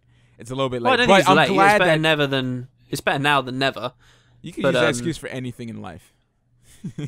Yeah, it is. Like, well, no, yeah, I agree with that. Absolutely. Like, it's always better to do it. But I'm so glad it's here, though. I'm being a negative Nancy, but I'm gonna be that guy this podcast, and WP can be the fanboy. So we have that dynamic going. So we have the best of both worlds. The best of both worlds. So that's gonna be our roles. Okay. All right. So social changes. Oh, you put it twice on the Google Docs. Oh yeah, I did. Wow. Repair costs and traits are free. Yeah. Yeah. Well, hold on. Yeah. What? Well, yeah. Of course, we know the traits are free, right? Well, no, we didn't. But that's the thing. They said that you could reset your traits anywhere. They didn't necessarily say it was free. And then in the blog post today, they were like, and this is also free. Because, like, if you think about it, it could have been, reset anywhere, but it still costs 2 silver. And we all just instantly assumed, this is going to be free. And then they came out and confirmed it later. I was like, oh. All right, can you imagine that? If it came out and it was like, your money just vanishes every time you click this thing in your UI? That would be pretty crazy. That would be crazy, and we didn't even notice. It doesn't even say it. There's some, like, type of glitch. To clarify, the repair cost does not mean that you can... you know, you don't get stuff damage. Will still break. Yeah, stuff will still break. You when you go there to your anvil or your person that fixes it, it's basically just going to repair for free and not have to pay a cost. It's punishment enough. It's incentive to keep you from like just face tanking and dying constantly. It's enough to make you think, oh, maybe I shouldn't die, because you don't want the stuff to break down each time. every You always make me cringe when you go into your elitist mode, where it's just like, oh, I'm gonna say, oh, you should learn how to dodge and not die all the time and blah blah blah. You always go in that mode at least once in the podcast. Yeah, I believe people should try and, like, when you're alone, solo roaming, doing what you want in the game, that's totally fine. But like, I like how people legitly think that I think you're a douche and stuff. Like, dude, no, I am a bit of a douche. Here's something that I have done before. When Worm was out, when Worm was out originally, and we were trying to like beat it, I went around watching a bunch of Twitch channels of people that were streaming Worm, and like privately criticizing all the things they were doing wrong, like while they were playing the game.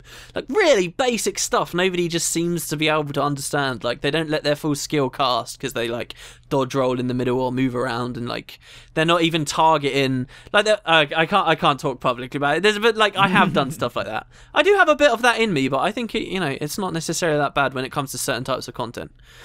I got a bong that's like separate to the blogs that came out, but I thought might be interesting to you. All right. And most people. This is the investor analysis, right? This sounds like it's quite a boring topic. If you remember a little while ago, NCSoft released their earning reports. Do you remember? We talked about it on the podcast back then. He's gone to sleep. He's in the land of Nod. Where's my wardrobe? All right, go ahead. You remember a couple of months back, NCSoft released their earnings report where they were like, this is what we've got. And they said, nothing's happening with Guild Wars 2. Do you remember? And they were like, everything's steady. We're seeing how Living World is going. There's going to be no expansion. This is interesting. I thought you were going to talk about, like, the way the trading post has been going crazy and stuff no. No.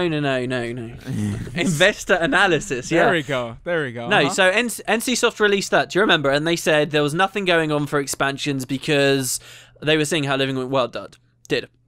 Well, a third-party group, I can't remember who they are, but these people whose jobs it is to make statements about investing in different companies, right? So you can, as a public company, you can invest in shares in NCSoft, and these people visit, the companies that NCSoft holds, like ArenaNet, find out what's going on, what projects they've got coming up, where the money's coming in, how their cash flow is, and they make recommendations to people on stocks. So they released a report about NCSoft and ArenaNet and where they think the shares are.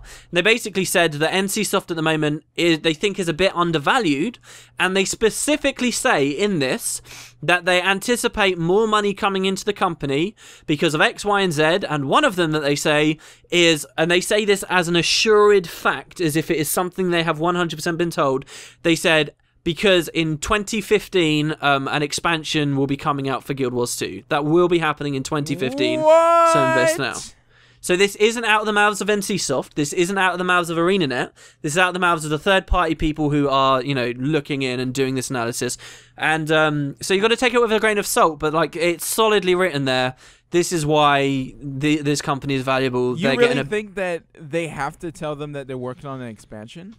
I know that there's definitely legal requirements to, disclose stuff like that. And it's in NCSoft's best interests to, butter those people up and say, hey, look, we're worth a lot. Get people to invest in us. We are worth something. Look, we got this coming, this coming, this coming. And it has to be illegal to lie to people to make people buy more shares from you.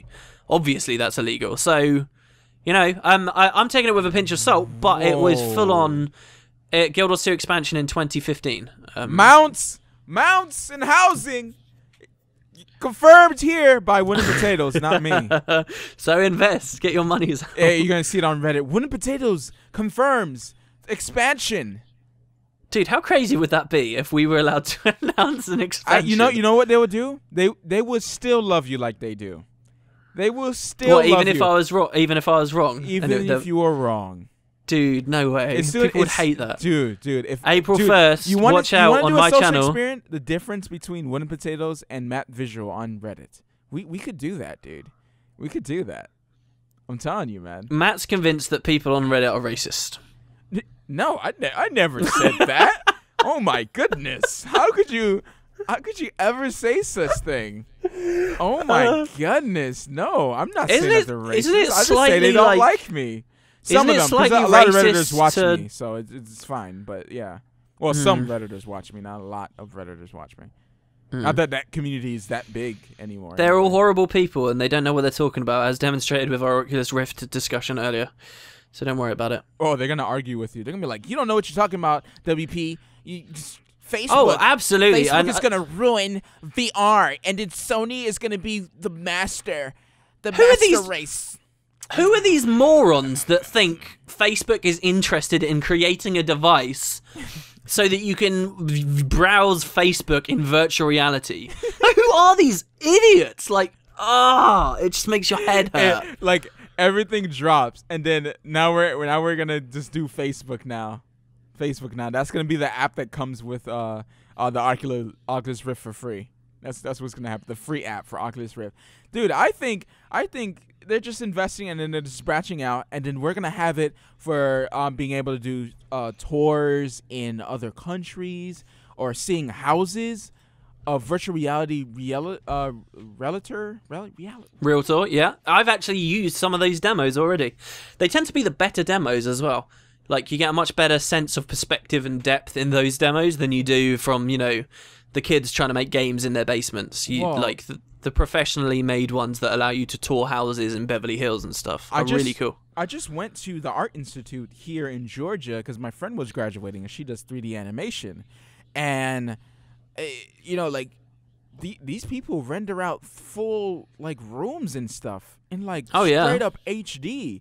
And it's, it's doable. It's not some hard thing that, can't be done. Only a big group of people can do. No, one person can solely render out a whole place. And especially if they have HD pictures to go over the objects already, it's already pretty much a done deal. Because I used to do this junk in high school, And, you just put a image map right over the object and it still look really nice, depending on how good quality the image is. You can easily do that for a place, and even if they make a Oculus 3D camera that you can do a live showing with the realtor sitting there, and she just brings you along the whole place. That would be quite interesting, wouldn't it?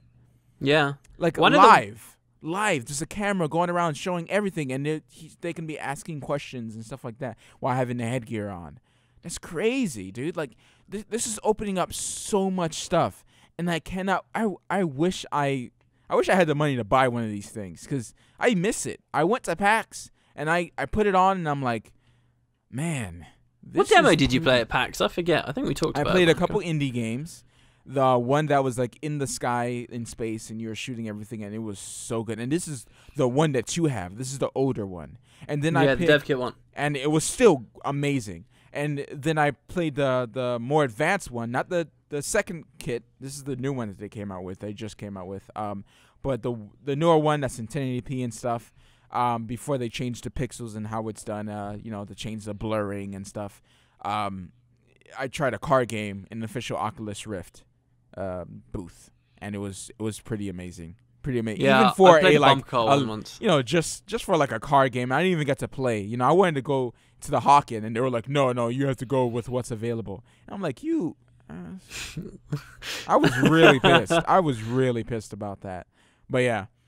One of the best demos I ever did was one of those realtor ones where they added a mirror into the area. There were two things they added in this house. One was this girl who was just stood in the kitchen, at the counter, and one was a mirror. So you walk out of your room and you look at yourself in the mirror and you're this kind of preppy, French looking dude, and it's really weird, but wearing the goggles and you're looking at yourself and you're looking around and you're wow, this is totally not me. And then you walk up to this girl in the kitchen, and she's so real, and you're you sort of don't want to look her in the eyes, even though it's just a video game character. And it's oh, am I too close? Am I in your personal space? Because it totally feels like you are. It's uncanny. It's so weird. Can you imagine it's gonna be the same thing when the Avatar came out, where there's oh, the 3D was so real, and I wish my life was like Avatar and stuff like that. It's gonna be the same thing, because you can imagine playing BioShock Infinite with the Oculus Rift on. and people were already attached to Elizabeth. Imagine how like the craziness that would come out from that. Like people would genuinely love Elizabeth, probably, because they feel like already love her. Oh. Yeah, emotional connection with characters in video games, because I love face expressions. I know the old video games, it was hard to really convey that type of stuff, but now that you have the technology, I feel like it's so important in video games, especially when they're in your face and how they change their expression. And I felt like BioShock really did a good job when it came down to that, and kind of that's why I like EverQuest Next. EverQuest Next has really good face expressions, very natural looking ones, even for different races. I'd just like to say, if you're a girl in my area and you can control time-space rips, leave a comment and I'll give you my number, because I'm like totally into that. There's a couple girls after Elizabeth. They're already into you, so you need to post a video of you going back to the 80s though, like so that I know you're legit. And then what if someone did that? What if a girl, and that was my kink, enjoyed your stuff, and decided to do a whole like green screen thing, or even then it's a little fake short and I'm not interested. Doesn't matter how much effort they went to. Oh, jeez. Well, that is an inside on VisualWood potatoes. Ooh. It's a nice Wooden little potatoes variation inside the mine. Dun, dun, dun. Some nice 80 music. Yeah. What else have we got for bongs? Have we got anything really? No, that's it. It's time for the questions, and I'm already late. I'm supposed to be there right now, so you better hurry up. Do you want to talk about the convention a little bit? Well, I'm going to a convention for Smite in Georgia. Total Biscuit's gonna be there. Smosh Games. He's a VIP, guys. I'm VIP because they invited me, VIP style, and I'm glad. I'm happy. These guys live here. High-Res Studios is here in Georgia, a couple hours away from me, and I guess they know I exist, so they invited me, and they have always been like tossing stuff here and there. Oh, how you doing? Blah blah blah. So I'm going. Finally, a convention in Georgia, but yeah, that's where I'm going to this weekend, and I think I might have a video on it as well later on. Okay. Yeah. So that actually sounds pretty cool. I'm actually really looking forward to that, because I have no idea in my mind's eye what the convention is like, and then you'll be like, "Hey guys, I'm here." It will be amazing. So what if the devs are listening, Guild Wars 2 invites both of us again? Would you go? Corvus, I don't know whether I'll go this year. I might, if I've got the money to go. What I'm talking about, if they pay for us again. I don't know. I might. I don't know. It's months away. I'm not sure. You better go. Is all I'm saying. Our relationship is on the line if you don't go. Is that important to you? What do you mean? It's time. It's time to rip off the potato mask. And it makes me think about that video. My life is a potato. I love potato how runs in my veins. I loved how in your animation it was just my head was a potato. Like that was so weird to me. Like it's like they're basically stick characters. It's not like there'd be any defining features to just have it as a regular face. But no. We had it as a potato. I don't even know what I had in my head. I think it was an afro. I think. Yeah. It was pretty bad. It was great. I loved it. All right, the first question comes from Corvus of Morlick. Dude, is Morlick a place? That sounds like very high fantasy. Do you guys ever have conversations during the week and then stop yourselves in order to save topics for the podcast? I haven't talked to Matt Visual all week this week. Have we talked this week? No. Wooden Potatoes has been avoiding me lately. We've been typing a lot. We have typed an awful lot, but I don't think I've called you for a week. Have I called you? No. We've called, but we don't really. Sometimes, like right before the podcast, we will save some stuff, but not really during the week. Usually, we're kind of just like talking about stuff, and I mean, we did cool really hilarious stuff. Sometimes you guys miss a lot. You guys should we should just like have like a paid Skype thing where people could just listen to every conversation we have on Skype. the original intro of this podcast was me being fragrantly sexist, and you guys miss out on it. So now I'm sure there's a lot of great stuff. I'm pretty sure I left that in. You're leaving that in? No way. If you leave that in, I apologize too. It's too late because all those people clicked off. Oh my god, dude! Well, but the thing is, I swear we don't usually swear on this podcast. I swear pretty seriously. Are the one who swears. I don't swear at all. So I've tried very hard to not swear that much on this podcast. You know, people's kids watch this. Jeez. Oh my god, people's kids it's like highly unprofessional, embarrassing intro. Yeah, like sometimes I'll have a lot of stuff I want to say, like especially like with movies. Like if we're doing a movie week kind of thing, I watch it and I'm like, oh, I want to talk to Matt about this, but then it's like I've got to wait. No, we could talk about spoilers after we get off. But you know, our relationship is entirely VisualWood. Like we don't talk to each other, we don't text each other, nothing at all. I'm just scrolling up at the moment. I'm trying to find like a really random thing we were talking about during the week to give people an example. You said to me you gave everyone beer, apparently, at one point. I'm not sure how. We were saying ripping pepperoni. You had the best pizza last weekend. Barbecue awesomeness. Yeah, I went to Mellow Mushroom. Mellow Mushroom. That's a great name for a place. Yeah, it's basically, you go in and it smells like weed. And all the pizzas have mushrooms on it. And it makes you feel really mellow. No. It's a really, really good place to eat. Like, there's a nice little place around me, and I actually met some people who like VisualWood. Actually, what? Yeah. I met with an animator, and right, yeah, okay, I knew about this. And her boyfriend. Yeah. So that's the first people to know where generally I live. So I can squeeze the information out of them, and dude, I don't mind telling you anything. It's you that have the problem. Dude, and me being very all these people in my life trying to get close to me, and I'm just like, I'm so scared. Is that what it is? Is that because you? Not really. No. We're gonna get a real moment right here on one. We always get really real on VisualWood. Really, no, we don't. We talk about yes, we do. Like we talk about some serious stuff sometimes. Holy crap! I think that's important. I think that is important. I kind of like that. I kind of like, and then you have those people who is just like sad moments. We have those people like, oh my gosh, I hate when you talk about anything else other than Guild Wars. And I'm like really, guys? Like, it's not gonna change. Can you imagine if we actually tried to like stay on topic a whole podcast? Dude, the VisualWood is seriously. Well, that's the thing. It's not the Guild Wars 2 VisualWood podcast anyway, is it? Really, it's VisualWood. It's like it's VisualWood. It's not Guild Wars. And it was formed with Guild Wars 2 in mind. Yeah. You know, that's not everything. I guess it's not everything. It's on to the next Guild Wars 2 question. All the people's like, you know what, that's the last straw. I'm just gonna watch. You might as well just watch Winning Potatoes. Winning Potatoes talks a lot about Guild Wars 2 on his channel.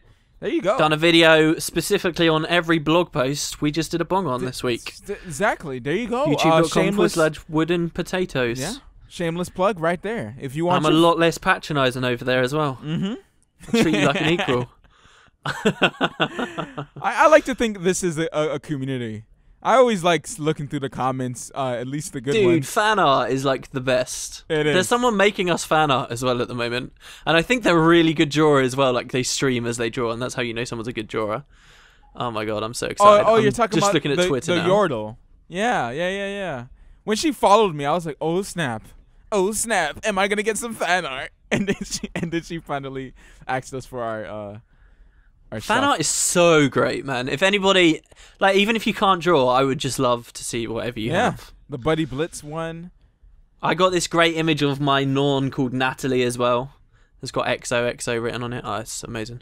All right, so first question. The second question. We've already done one. Oh, we did? About how we don't talk about stuff until the podcast comes on. Remember? Oh, yeah, that's right. All right, the second one is from Irish Dog 41. Who says, hey MV and WP, after looking at legendary weapons on the wiki for a while and seeing the sigils that came with them, it occurred to me that some of the sigils aren't that good. So I was wondering, what sigils do you run on your legendaries, and what sigils are you planning on running with your legendaries after the patch for sigil balancing is up? Maybe also some of your guys' ideas on some new interesting builds after the patch. You know, that's actually a pretty, well, it's an interesting idea with the question, because I'm considering. I haven't told you this yet. I'm considering going for the legendary staff, Bifrost. And I was looking at like crafting it, and the sigil on that is the sigil of nullification. Like, what a bad sigil! Oh, random chance to remove a boon in PVE. Like, in PvP, it's still bad. Like, it needs to, you remove stability when you attack someone with it, and it has a cooldown. A guaranteed proc, something like that would make it useful. These are terrible sigils, and one thing that I do find interesting is with this sigil update. Clearly, at some point in the creation of Guild Wars 2, basically they made a set of legendaries, didn't they? And every legendary has its own unique sigil, correct? So clearly, while they were implementing those, at that time in development, these were good sigils. You'd want the legendaries to be, the really good sigils with them, right? Yeah. So it makes me wonder what changed with the sigil of nullification that now it's so bad. Why don't any legendaries start with Bloodlust? Do they start with Bloodlust? These are kind of curious to me. So I wonder whether those are the ones you want to buy in bulk now on the trading post, because those could be more likely to be buffed because they're legendary sigils. I don't know. And of course, there's nothing stopping you from changing it. I met someone who listened to you on buying something. And they got like duped out of a lot of money. So don't listen to Weepy. Really? What was that? I can't remember what it was. He bought something. It was one of the guys I was playing with. And he was saying that. He's like, man. I was like, don't listen to him. Oh my god, really? Dude, well, I don't think I've ever made any like serious suggestions about what to buy in bulk. Yeah, you just suggested it and people were like, you might be right. And then you buy it, and he's like... That's the risk you take. For the record, I never invest in stuff on the trading post. The most I've invested is sigils of strength at the moment. That's it. That's all I've got. Like, I never play the TP. I don't know what the hell I'm talking about.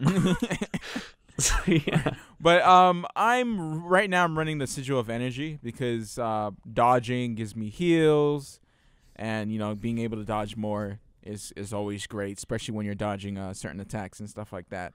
So it depends on what build I'm running, really, and that's why I'm glad that I'm gonna have 2 sigils on my great sword now, so I'll be able to have something else other than the sigil of energy, because I kept swapping them to different ones. So I'm gonna see when it comes out to see what's gonna happen, and I feel like I wasted a lot of money, and I should have just waited for the feature patch to come out. Now I'm just really sad that I wasted. I hate wasting money, dude. I'm like that in real life too. I'm such a saver, dude. It all completely depends on the weapon that it is and the profession you're playing and the capacity of your content, like, what are you doing world versus world, dungeons, open world roaming, TPVP, there's no answer to that, and there's no way you can bind the idea of what sigil to run with the legendary. Like, Matt running energy is perfectly viable, but on a warrior, why would you run energy on a warrior with a greatsword when you get an evade on there anyway? Like, there's certain things, and there's no universal answer for this. I guess if that's what's on my legendary. Oh, actually, on my legendary, this could be relevant. Meteorologicus is a legendary that changes its look from day to night, and so I have a sigil of night on Meteorologicus because during nighttime it means I do 10% more damage, and I can always tell when that sigil is activated by looking at the weapon itself. It's like, oh, my Meteorologicus has got the black stormy clouds on it, that means my sigil's activated right now, and when it doesn't, it means... So, and sigil of night is one of the highest boosting sigils in the game, so that's kind of a fun thing you can do. You can do it with the Ascalon weapons too. You can do it with Eternity, I guess. And that's it, isn't it? This makes me think. When this comes out, when Legendary Armor comes out, right? And and if this patch comes out and it kind of does some really good skill traits that I think that are pretty cool. But if this opens up a lot of cool builds for the Guardian, I think I might just go full on and just get every single Legendary on my Guardian. Just get everything. Yeah, that's what I'm doing on my Ellie at the moment. Just I need 2 more. I can do damage, and I can do a little bit of tanking and stuff like that, and I could do a lot of absurd stuff with the Guardian. It's a big variety of things, and I might as well, right? And just get all the cool skins, and I can just switch all the stats for everything, every single thing. It will be quite interesting to have, and that could be a crazy goal that could never be completed, unless you like just grind and make it your job, that you just constantly try to grind money over and over. See, and over I've been dungeon running for the first time in a long time, actually trying to earn money in Guild Wars 2. I'm having a lot of fun with those dungeons. Literally, the past couple of days, this is what I've been doing with my life: run a dungeon, do the pass for the dungeon, play a buttload of DDR. When I'm like absolutely knackered, run another dungeon, play some DDR. That's like what I've been doing. I've earned like almost 100 gold in 3 days, and it's not been hard. It's been pretty fun. I'm going for Bifrost, but it depends on how the dyes work and stuff like that. But it could be like legendary armor, though. Who knows? It sounds like there might be two different expansion. Probably it's gonna be like next year. Well, it sounds like there might be 2 feature packs a year, and we're getting the first of this year. So maybe Precursor, Scavenger Hunts, more Legendaries, stuff like that comes with the second feature pack. And then 2015 is the expansion with the mounts and stuff. They said they were going to make changes to the Mystic Forge. And as the year goes along, yeah. So that's happening. So that's probably what's going to be going with the Scavenger Hunt. I can just going to keep mentioning it, so hopefully it just becomes true next time. Yeah. Next question. The next one comes from Fahubi Hoobidoo. What an amazing name. Who says, I am not serious. I am not a serious supporter for an expansion. I rather belong to the minority that quite enjoys the way it is right now. But the first thing I thought of after hearing the devs state that they want to design everything more newbie friendly was, there will be an expansion. Because think of it, why designing everything more new player friendly? Because they expect a huge wave of new players or very old players to return. And why do they expect this? Because maybe there is something huge coming our way. Maybe. Brilliant. I changed the end of the question, but I thought I made it a bit ominous. Yeah? Yeah. Good job, dude. Maybe. Call me maybe. I think that's actually something I didn't consider. I don't think an expansion's on the horizon, but I think something big might be coming. That's what I'm hoping for. Something big has to come at some point. I really hope it does. And when it's the last expansion big thing? is the only thing. When was the last big thing? For Mr. I played at launch and then never looked back. Yeah, sure. I don't think any news about Living Story for like totally random people that just played the game at launch and got to level 30 and stopped, or got to end game and realized there was nothing there at launch and then moved on. For those people, I don't think a single Living World patch has really grabbed their attention. Maybe some of the Lion's Arch Destroyed stuff did, but until they hear something that's familiar and understandable to them and marketable to them, expansion, I don't think any of them have been listening. I think the last big thing to come out was Fractals. Yeah, I think at that point a lot of people were still like they had one ear on the game. Yeah. At that point, they were like, "Oh, it's not amazing, but I'm sort of watching it. Oh, Fractals, they play it a bit, and then they I think that's pretty true too. Yeah. I think that's pretty much it, though. However, I do think that the one thing I've noticed while playing the game a lot lately is I'm getting loads of gold spamming at the moment. Loads of like botting and gold selling has really come back into the game in a big way. Yeah, there's loads of it. And I've talked to like a lot of people across different servers and everyone's like, yeah, it's coming back.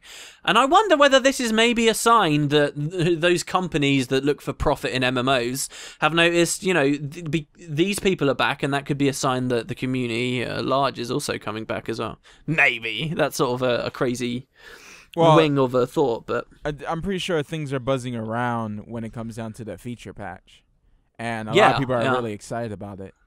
Man, I want it now in my mouth. I really do. Like, I really want these changes. I really want to mess around with my gear a little bit more. And I'm glad that I didn't. Yes, like a lollipop. How many licks does it take to get to the center of the Tootsie Pop? I read something about that. Lollipops were invented by an 11-year-old who left melted soda, that's such a weird word, out on the side in winter, and he had a stick in it and it froze around the stick, and then he licked it off. He was like, this is amazing, when he was 11 years old, and then he kept it secret until he was 18 and old enough to sign a patent for it, and then he got big on it, and that was his life basically. What? Are you serious? Yeah, and it was in the early 20th century. Wow. So what ideas did you have when you were 11 but didn't keep secret, forgot about perhaps, and now you're not a millionaire because of it? Google. Think about those and feel bad. Oh, you thought of Google? Mm-hmm. Yeah? in the early 90s? No. Ah, think about that, man. There could have been like a 6-year-old out there that was like, oh, so this is the internet. You know what this could use?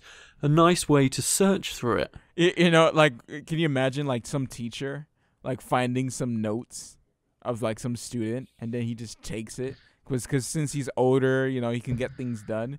He gets it done, gets his patented, and makes millions of dollars. I bet that happens. Like, just parents and their kids say something like, why can't I eat my soup with a spoon? Why do I have to use a fork? And they're like, oh my god, this kid's a genius. Previously, spoons were only for desserts. Oh, and then, you know, makes millions just because kids are astute in that way. Oh my! I'm sure goodness. it happened with something. Amazing. Next question is from William Botsford. William Shatner. Again, I love that name. These names, man. William Shatner. William Botsford. That sounds very British, dare I say.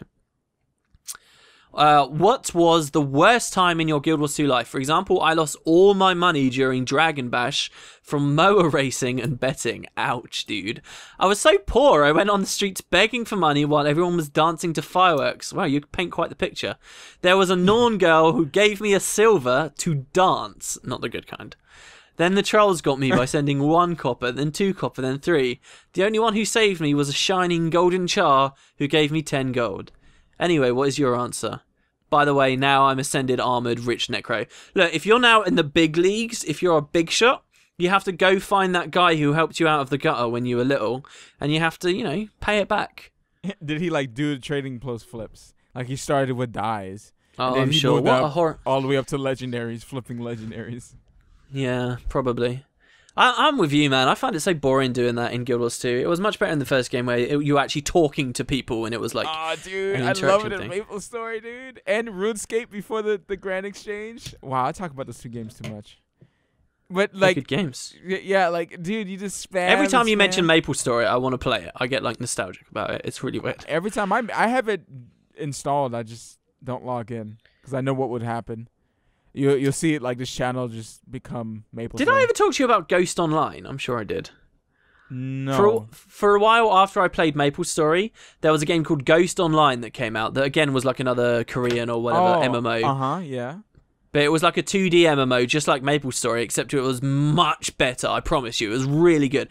Loads of different classes, and it was much more action-based. It had like ways of double jumping, and if you held shift and jumped, you'd get really high, and as you leveled up, you'd put different points, not just into combat stuff, but ways to move around the terrain, like climbing ladders and jumping higher and stuff like that. There was loads of things. And just like every 2D MMO that's really, really good and up and coming, it gets shut down because it failed. Yeah, because it was horrible. MapleStory is, dude, they're the devil, dude. They don't want anyone knocking them off their throne, dude. 2D MMO, if it's done right, it's amazing. But it was so Wonder good. King got shut down, Ghost Online got shut down, and then there's a few other stragglers that are not as good, that are just there and not. Ghost even had this growing. bit right where in the story, like, because it was like a really like strong, okay, we're going, you know, we start here and we're progressing like on an adventure kind of thing. It had like this cave where it was pitch black and you had to go and do all these quests so that you could get candles and light your way, and if you were in the cave for too long you'd run out and you'd have to, like, it had all this amazing stuff. And I remember I got out on the other side of the cave, found all these new enemies, and I was like, oh my god, it's grinding time, I've got stuff I want to be doing. And like next time I went to it after that, it had been shut down and without barely a word about it. It's such a shame, dude. I love that genre. Like, I have multiple different concepts for the perfect game, and one of them is like a 2D MMO. Oh, so good, dude. So good. So good. I miss it so much, man. I think about it every once in a while. I think about it. It's like a lost lover. I still think about you every now and then. Yes. Oh. Do you want to answer the question? What was your worst time in your Guild Wars 2 life? Worst time. You ever lose a bunch of money somehow, or delete a character accidentally, or? I'm very careful. I'm very, very careful. I've had bad times, but not like, oh my gosh, like devastating. I'm trying to think of a devastating one. You know, I had a devastating one. I've lost money. Yeah, you go ahead, because I can't think of a devastating one. I'll come back. I think a lot of people will be just inclined to be like Zaitan. Oh, that was so bad, whatever. But the only time I enjoyed a lot about that final dungeon, because of its it was quite cinematic. The dungeon was good until it got to that part. The end of it, yeah. And the story obviously didn't resolve very well. No, the most I'm like you. I think I'm quite careful. I've never accidentally deleted a character. I've never like made a terrible purchase or anything like that. The one time I was really devastated was the Karka event, grinding all that stuff out, going all the way through South Sun, hearing about the fact precursors were dropping from that end chest, and lagging out like hardcore so I could never get to the chest. Dude. And all these people I was playing with that got precursors and stuff, and I never managed to because I was just kicked out of the server. I felt horrible trying to log back in that game and never making it. And all these people that never got kicked out and even like got the chest and then swapped to an overflow and got another chest and swapped to an overflow and got to... Oh my god. And I'm just sat there like... I feel like ArenaNet needs to do more stuff like that where it's like you always remember that day. You know, because some people actually got a precursor. Those events are amazing. Those events are really it was cool, but then a lot of people hated that stuff because of the lag. Yeah, but they can do it better now. So if they can do it better without the lag. Yeah. But just do it like that. And every once in a while you do that. So it'll be like the talk of the town every once in a while. You know? It would have to stay rare, though. If they did it too much, then people would stop it. Every few like months. The invasions. Like maybe once or twice a year, maybe. Have like this huge event that you can get like a precursor from. Because that's one of the most rarest things, you know? Like, do you remember the way that the beta's closed? It'd be kind of cool to see one of those come back, you know? Yeah, dude. Map-wise branded hunt thing. Yeah. So much cool stuff. I was going to mention something there, but I think the person asked me not to, so whatever. All right, do you want to go on to the next question? Yep. All right, question 4.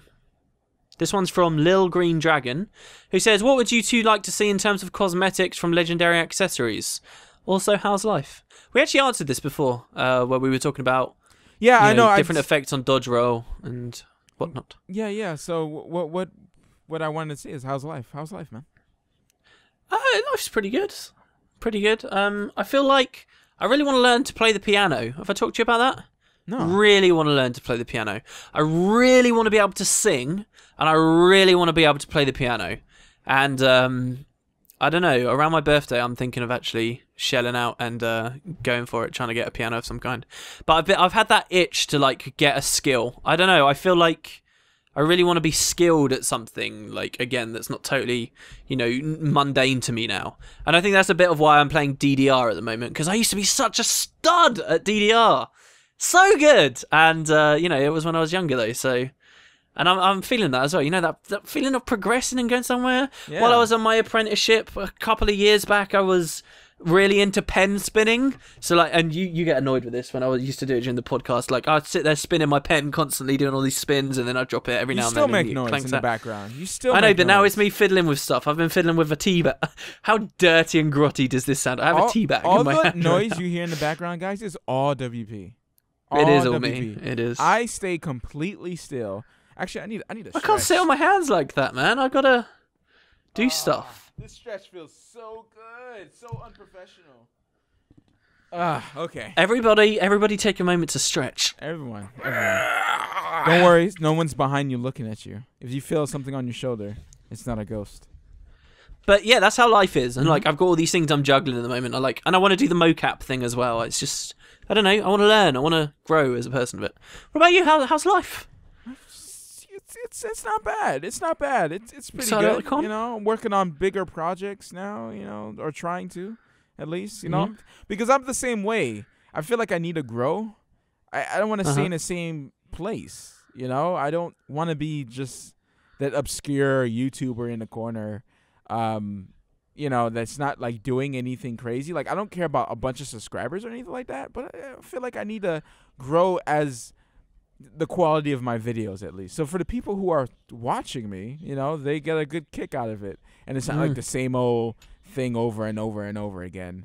And because, you know, I've invested so much money and time into this. Your sound setup now is ridiculous. Yeah, you know, it's like put it to use.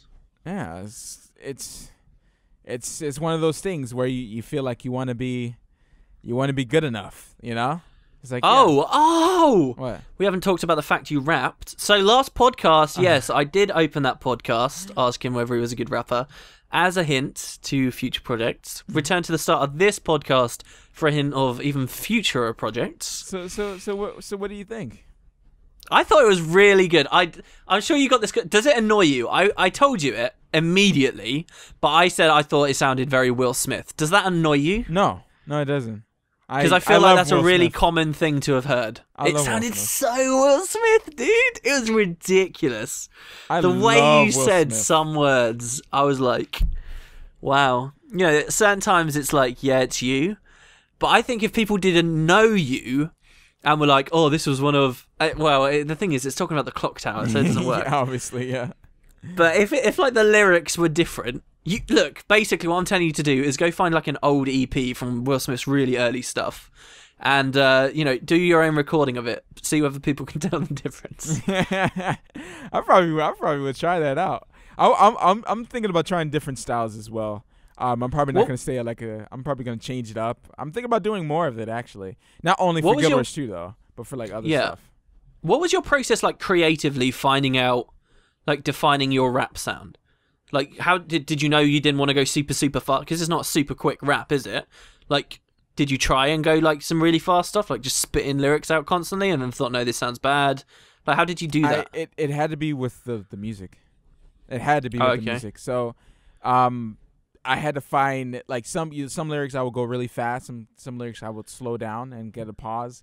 It's just finding that sound. And every time I would end a verse, like when the Mad Kings laugh, that's like the beginning of the next, like, progression. As you hear the music gets louder when that second part happens, and like they add some drums in the background. And then at the end, when I finish, when I say slippers, you hear like the choir come up again, like right there. So I had it evenly between each, like, build up, pretty much. So that's how I kind of figured it out. And a good factor, if you see in the description, me and my wife made that. My wife is actually really good at lyrics, really good. Like, she freestyles. I kid you not. Really? Yeah. Okay. Yeah. She's a teacher, so she makes up songs a lot at school. And that sounds like very bad for credibility, but like, yeah, like she does a lot of Well, I'm not hiring her anymore for my school. Oh, well, Headmaster in my free time, and now she's a lead teacher, so watch out. At a private school that teaches Mandarin, French, and Spanish. So there you go. Can she like rap in different languages then? I guess she can. Probably, yeah. I guess so. In Spanish, maybe, yeah. You should do like, look, any raps you do in the future, you should have alternate versions for your international audiences. You know, like how Guild Wars 2 spams out videos like, this is the French version of the trailer and the German version of the trailer. Oh, Wildstar does that as well on their channel. Yeah, dude. Oh my god, that. By the way, you shouldn't do that. Okay, that stops people subbing to you. But oh my god, like, you should do that with your raps. you're telling the Guild Wars 2 guy. Like, I wish they need to hire me as their YouTube person. I'm telling you, man, because I don't know what they're doing. You know what I'm saying? They got a lot of social things going on. They got better. Yeah. Though. They got better. They used to be really bad. Oh, but one thing, like, I had to say, this is one thing that we were talking about during the week. I was like, dude, Guild Wars 2 has us on their featured channels. Yeah, what is up with that? What's up with that? I didn't realize that had ever happened. I was like, look at that. They like us. Aww. You made me blush. I do want to point out the order of the channels in the list. You know what? I have a word to say in front of you, but I'm not going to say it on the podcast. Oh, we gone now. Oh, we're not there anymore. Dude, what? What? We're not there? We're not there. Featured channel. Am I on the wrong channel? You're on the wrong channel, dude. Yeah. So there we go. Featured channels. Numero uno, wood and potatoes. Numero dos, Matt Visual. And then Honeyball Games. Who are these people? Honeyball Games. Different languages. Okay. No one in English is like, I don't know. I guess it's only us, really. No, there's other people. High of five. Course. There's other people, of course. That's not what I'm saying, but yeah. I guess, like, when it comes down to big, and I'm not technically big. You're digging yourself a hole. I am digging myself a hole. Allow me to dig myself out. I'm not necessarily big. The only person that's big here is Win Potatoes. I'm just a guy who, by showering you with all this pride. Oh my gosh. Well, you're like I mean, forget it. Forget it. I make raps. Do you make raps with potatoes? I don't think so. Okay. Well, let's have I a can wrap draw off on stick figures, which dude.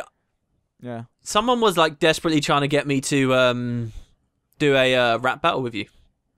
Oh yeah, people really want it. People really want it. It's probably going to be about something that we argue about on the podcast. And we can just create lyrics. Am I going to have to write your lyrics, or you're going to write your own lyrics? That would be really. I really have no idea. I really have no. It's not the now is not the time or place. We always do it on the podcast. We always end up talking about real stuff on the podcast. Dude, right. Question 5. Here we go. Jesus. I'm doing this in your own interest because you've got a convention to get to. Newspaper Zombie says, if someone that's been using AdBlock for ages was to open all your videos once with AdBlock off to make up for it, how much money would you get? And yes, I have uninstalled AdBlock completely now, although it's still sort of a capitalism thing and I hate it. But then again, what isn't? Or what you can do is support me on Patreon. And put Is that why you picked this question? No. Actually, no. I didn't even think about it. I thought I would explain the whole ad block thing. Oh, sure. Go for it. Yeah. Well, not as like, oh, don't use it, but as you watching all our videos, it probably won't make us much money. No, because YouTube pays us very, like, if a lot of people do that, yeah, sure, of course, it will make a lot of money. But if one person does it, it's not really going to make a lot of money. Not to say you shouldn't do it, but... Well, see, we are actually in kind of weird ground at the moment because, like, one of the big no-nos is to specifically ask people to click stuff without watching it, like, for ad revenue. Like, that's sort of... I don't know how people enforce you not saying stuff like that and telling people to do that. Obviously, audiences themselves are not going to put up with it if the content creator they're watching starts saying, oh... please, I don't have enough money for spaghetti in a tin for dinner, so just go click a bunch of stuff for me. You know, it's like, it's in that weird ground. I don't know how much, it also depends on the amount of videos you have. Like, for me, you know, a single person giving me like 1,000 and something clicks in one day would be pretty insane. Like, just in terms of you clicking all through those things, it would take you like hours. For people who don't know, that it's per 1,000 views that we get paid, not per one view. So like, if all of you clicked on Win Potatoes and you have like over 3,000, so that would be 3,000 views, right? So that's not too bad. You could probably get paid some change, enough to like maybe almost get like a nice full meal and take out a girl. Tin of spaghetti. Yeah, a full meal at a decent restaurant. To be honest, I really have no idea. It's like varying rates. Yeah, it's varying. And most of it is very, very tiny, I must say. Hey, do you equally agree, or do you get paid millions of dollars like people think? People really think that all YouTubers make millions of dollars. I don't think people think that. Yeah, yes, come on. Yes, I Big had a YouTubers, comment they think that said that YouTubers make millions because of PewDiePie. And I'm like, PewDiePie has over 22 million subscribers. 22 million. I like people. how you just know that figure. It's just 22 million. No, actually, because I was watching this thing, Game Grumps, that the completionists liked, and they were talking to a bunch of YouTubers in it, and they were talking about PewDiePie and how he's like very humble as well. That he's like, oh, I'm just lucky, blah blah blah, and he's like, That's oh, fair he enough. was actually like an okay guy, and he's not this like big prick like. It's weird because you kind of wish people like that, ultra successful people like that, are pricks, because then you have an excuse to hate them. But then you find out they're quite humble and, you know, very appreciative of what they got, and you're like, oh, damn it. Okay, you're a cool guy. Moving on. Yeah. The next question, if you're happy to move on. Yeah, obviously. Is from Lord Hogfred, who says, is it just me that really isn't excited at all by a new race? Don't get me wrong, Guild Wars 2 desperately needs more content, but I don't think a new race would actually add that much, to be honest. I'd much rather dungeon overhauls and new zones. I think the thing you're getting mixed up with here is a new race to many people entails new zones, new starting areas, new city for them, and content in the way of at least a unique personal story for that race. If that race had its own unique personal story, it's sort of like a new campaign coming out for the game. It's a totally new personal story. And in that sense, there is a fair amount of content there. Not necessarily repeatable content, which is where I would agree with you. Maybe dungeon overhauls would go better, or just new dungeons entirely. But I can see why people are excited by a new race. Absolutely. Yep. And I would be. I stole everything there, didn't I? Yep. Took everything right out of my mouth. Yeah, I agree totally. Next question. It's because it's the reasonable opinion to have. Yes. Jesus Christ. Okay. Next question. Yeah, elitism. Yeah. Is from. It's like so up myself. It's amazing. Kearney Cactus says, when you talked about Path of Exile, I was wondering if you played any other Diablo-like games like Torchlight or Titan Quest. Did we ever play something like that? We played a little Torchlight too, but I think we mentioned I played the old Diablo 2, and I played a lot of Sacred 2. Okay. That was such a good game. It was so broken and messed up, but there was this thing, I'm pretty sure I mentioned it, where there's this class called the Dryad where you can infect a whole map of monsters, and they'll all die, and you just gain tons of levels. That's ridiculous. Yeah, it was the most satisfying thing I've ever played in a hack and slash. Most satisfying thing is infecting a whole map, and these maps were huge. They were all one world. It was all one world, and you can go around. It's all open world, and you can play with friends and stuff. And they would come in, and I would go around and spread poison and infect the whole desert area, and eventually they'll just all die, and you just see your bar just keep going up and up and up and up, and you'll gain around 6 levels ish each time you did it, and you just reset the map over and over again. There was an old game I used to play called Might and Magic 6, which had huge maps again. There was a spell you could learn near the end that was like Apocalypse or something. And if you cast it, it killed absolutely everything on the entire map instantly. It like exploded everything. But it also killed all the allied NPCs, so you could never accept quests from them, and then all the local populations and so forth would end up hating you. So it was like this huge, like, immense ability that you always wanted to use but never could. Like, it was kind of a weird dynamic, and like I was so young when I was playing that game, I never used to understand that it was killing all these nice people as well, and that was fun stuff. Diablo, like the earliest Diablo game that I really got into was Baldur's Gate, not the RPG from BioWare, but there were not that. Well, I played that as well, like when I was much younger, but this was like a hack and slash game for consoles. And there was like one, and then the second one was Dark Alliance 2. Those were difficult games that really made... There were like some of my earlier experiences of really enjoying grind and loot. Like, very, very satisfying, fun games to play. And they had all like these little... I think I might play that connections between them too. Isn't the one where you can go directly to the last boss? If you had... I don't think so. Oh, okay. Maybe, but that was really fun game. But like my memory of it is having loads of fun on it, but not actually. I don't know how much of it was really smart design. I know it was really difficult, and it was one of those games that you'd go off, gear up in a nice way, really grind some stuff out, and it was all co-op. I used to play it loads with my friends, and you'd get as far into it as you could until you like hit a brick wall of difficulty, and then you'd go do a bunch of other stuff. So rewarding leveling up and stuff in it. And yeah, that was one of my earliest and very admittedly few experiences with that genre. But I loved it for what it was worth. TH God Marcus says, Matt, have you ever considered... this is the last question. Oh. There it is. Legless there it is. Antler. I love how you over the weeks you've shaken it enough not to break it. I mean, what is this? All right.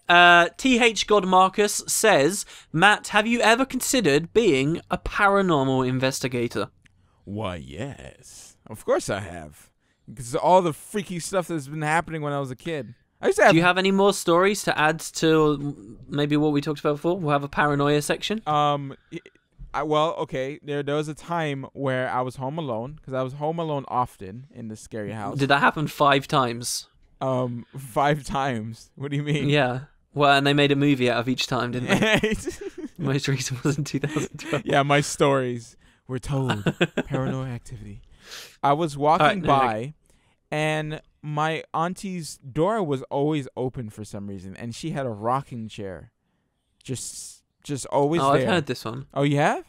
Yeah. And it was chair? rocking. It was rocking, and there was a dark cloud over it. Yeah, this was the first scary story you told in one of the earlier VisualWoods, I think it was. Oh, really? Yeah, this was a very well, scary. I have a lot of crazy dreams that I'd rather not go back into, but okay, let me phrase it to you differently. What is the most scared you've ever been? The most scared. All right, what are your phobias? I don't really have any. You scared of spiders? No. Heights? My friend is scared of spiders. I always mess with him. No, I'm not scared. Really, nothing that comes to mind. No, I don't really have any phobias. I'm pretty. Any bugs that you're scared of? It just makes me cringe. I mean, I could kill a bug, but they do make me squirmish. Especially those big fat flies. Oh my gosh, they're just fat and juicy. Like you're just like, get away from me. Like we have some huge ones in Georgia. All right, have you ever trespassed and been scared you'll get caught? Ooh, I've trespassed when I was younger. Where have you trespassed? You know, there was the occasional abandoned house, and we just want to take a closer look. You know, but we ran right out, like just scared that someone might just still be living there. I follow Urban Exploration, and they had there was a post about these guys in Romania or something, I can't remember where, some European place, and just a park outside the houses, there was like a manhole cover, and by opening it up they saw there was a stairway down into an underground bunker beneath their park, and they're like, what is this? They went down a few days later and did another post after they'd gone down. It was like this huge like base complex with like graffiti up the walls where a few people had been there before, but the ladder going down was broken, like ridiculous stuff. And they talked about how it went for miles and miles underground, and eventually there was like a second floor, and most of everything had been stolen in there, but eventually when they got deep enough they started finding doors that were locked and clearly people hadn't managed to break into. How exciting is that? But terrifying as well. If you really go into these places, it's like pitch black. But, oh man. But for the scary stuff, like there were times where it felt like I wasn't seeing faces right. Okay. And sometimes like I would be looking at my auntie and my mom. It's all about your aunt, dude. There's something up with your aunt. Aunties. She's I still lived alive? with a bunch of aunties.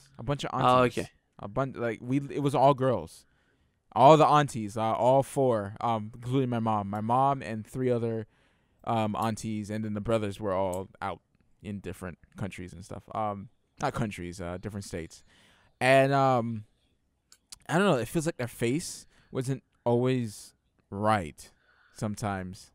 Like I guess like maybe a ghost was around and messing with my eyes or whatever like that. Just like the eyeball thing, just like the rocking chair stuff.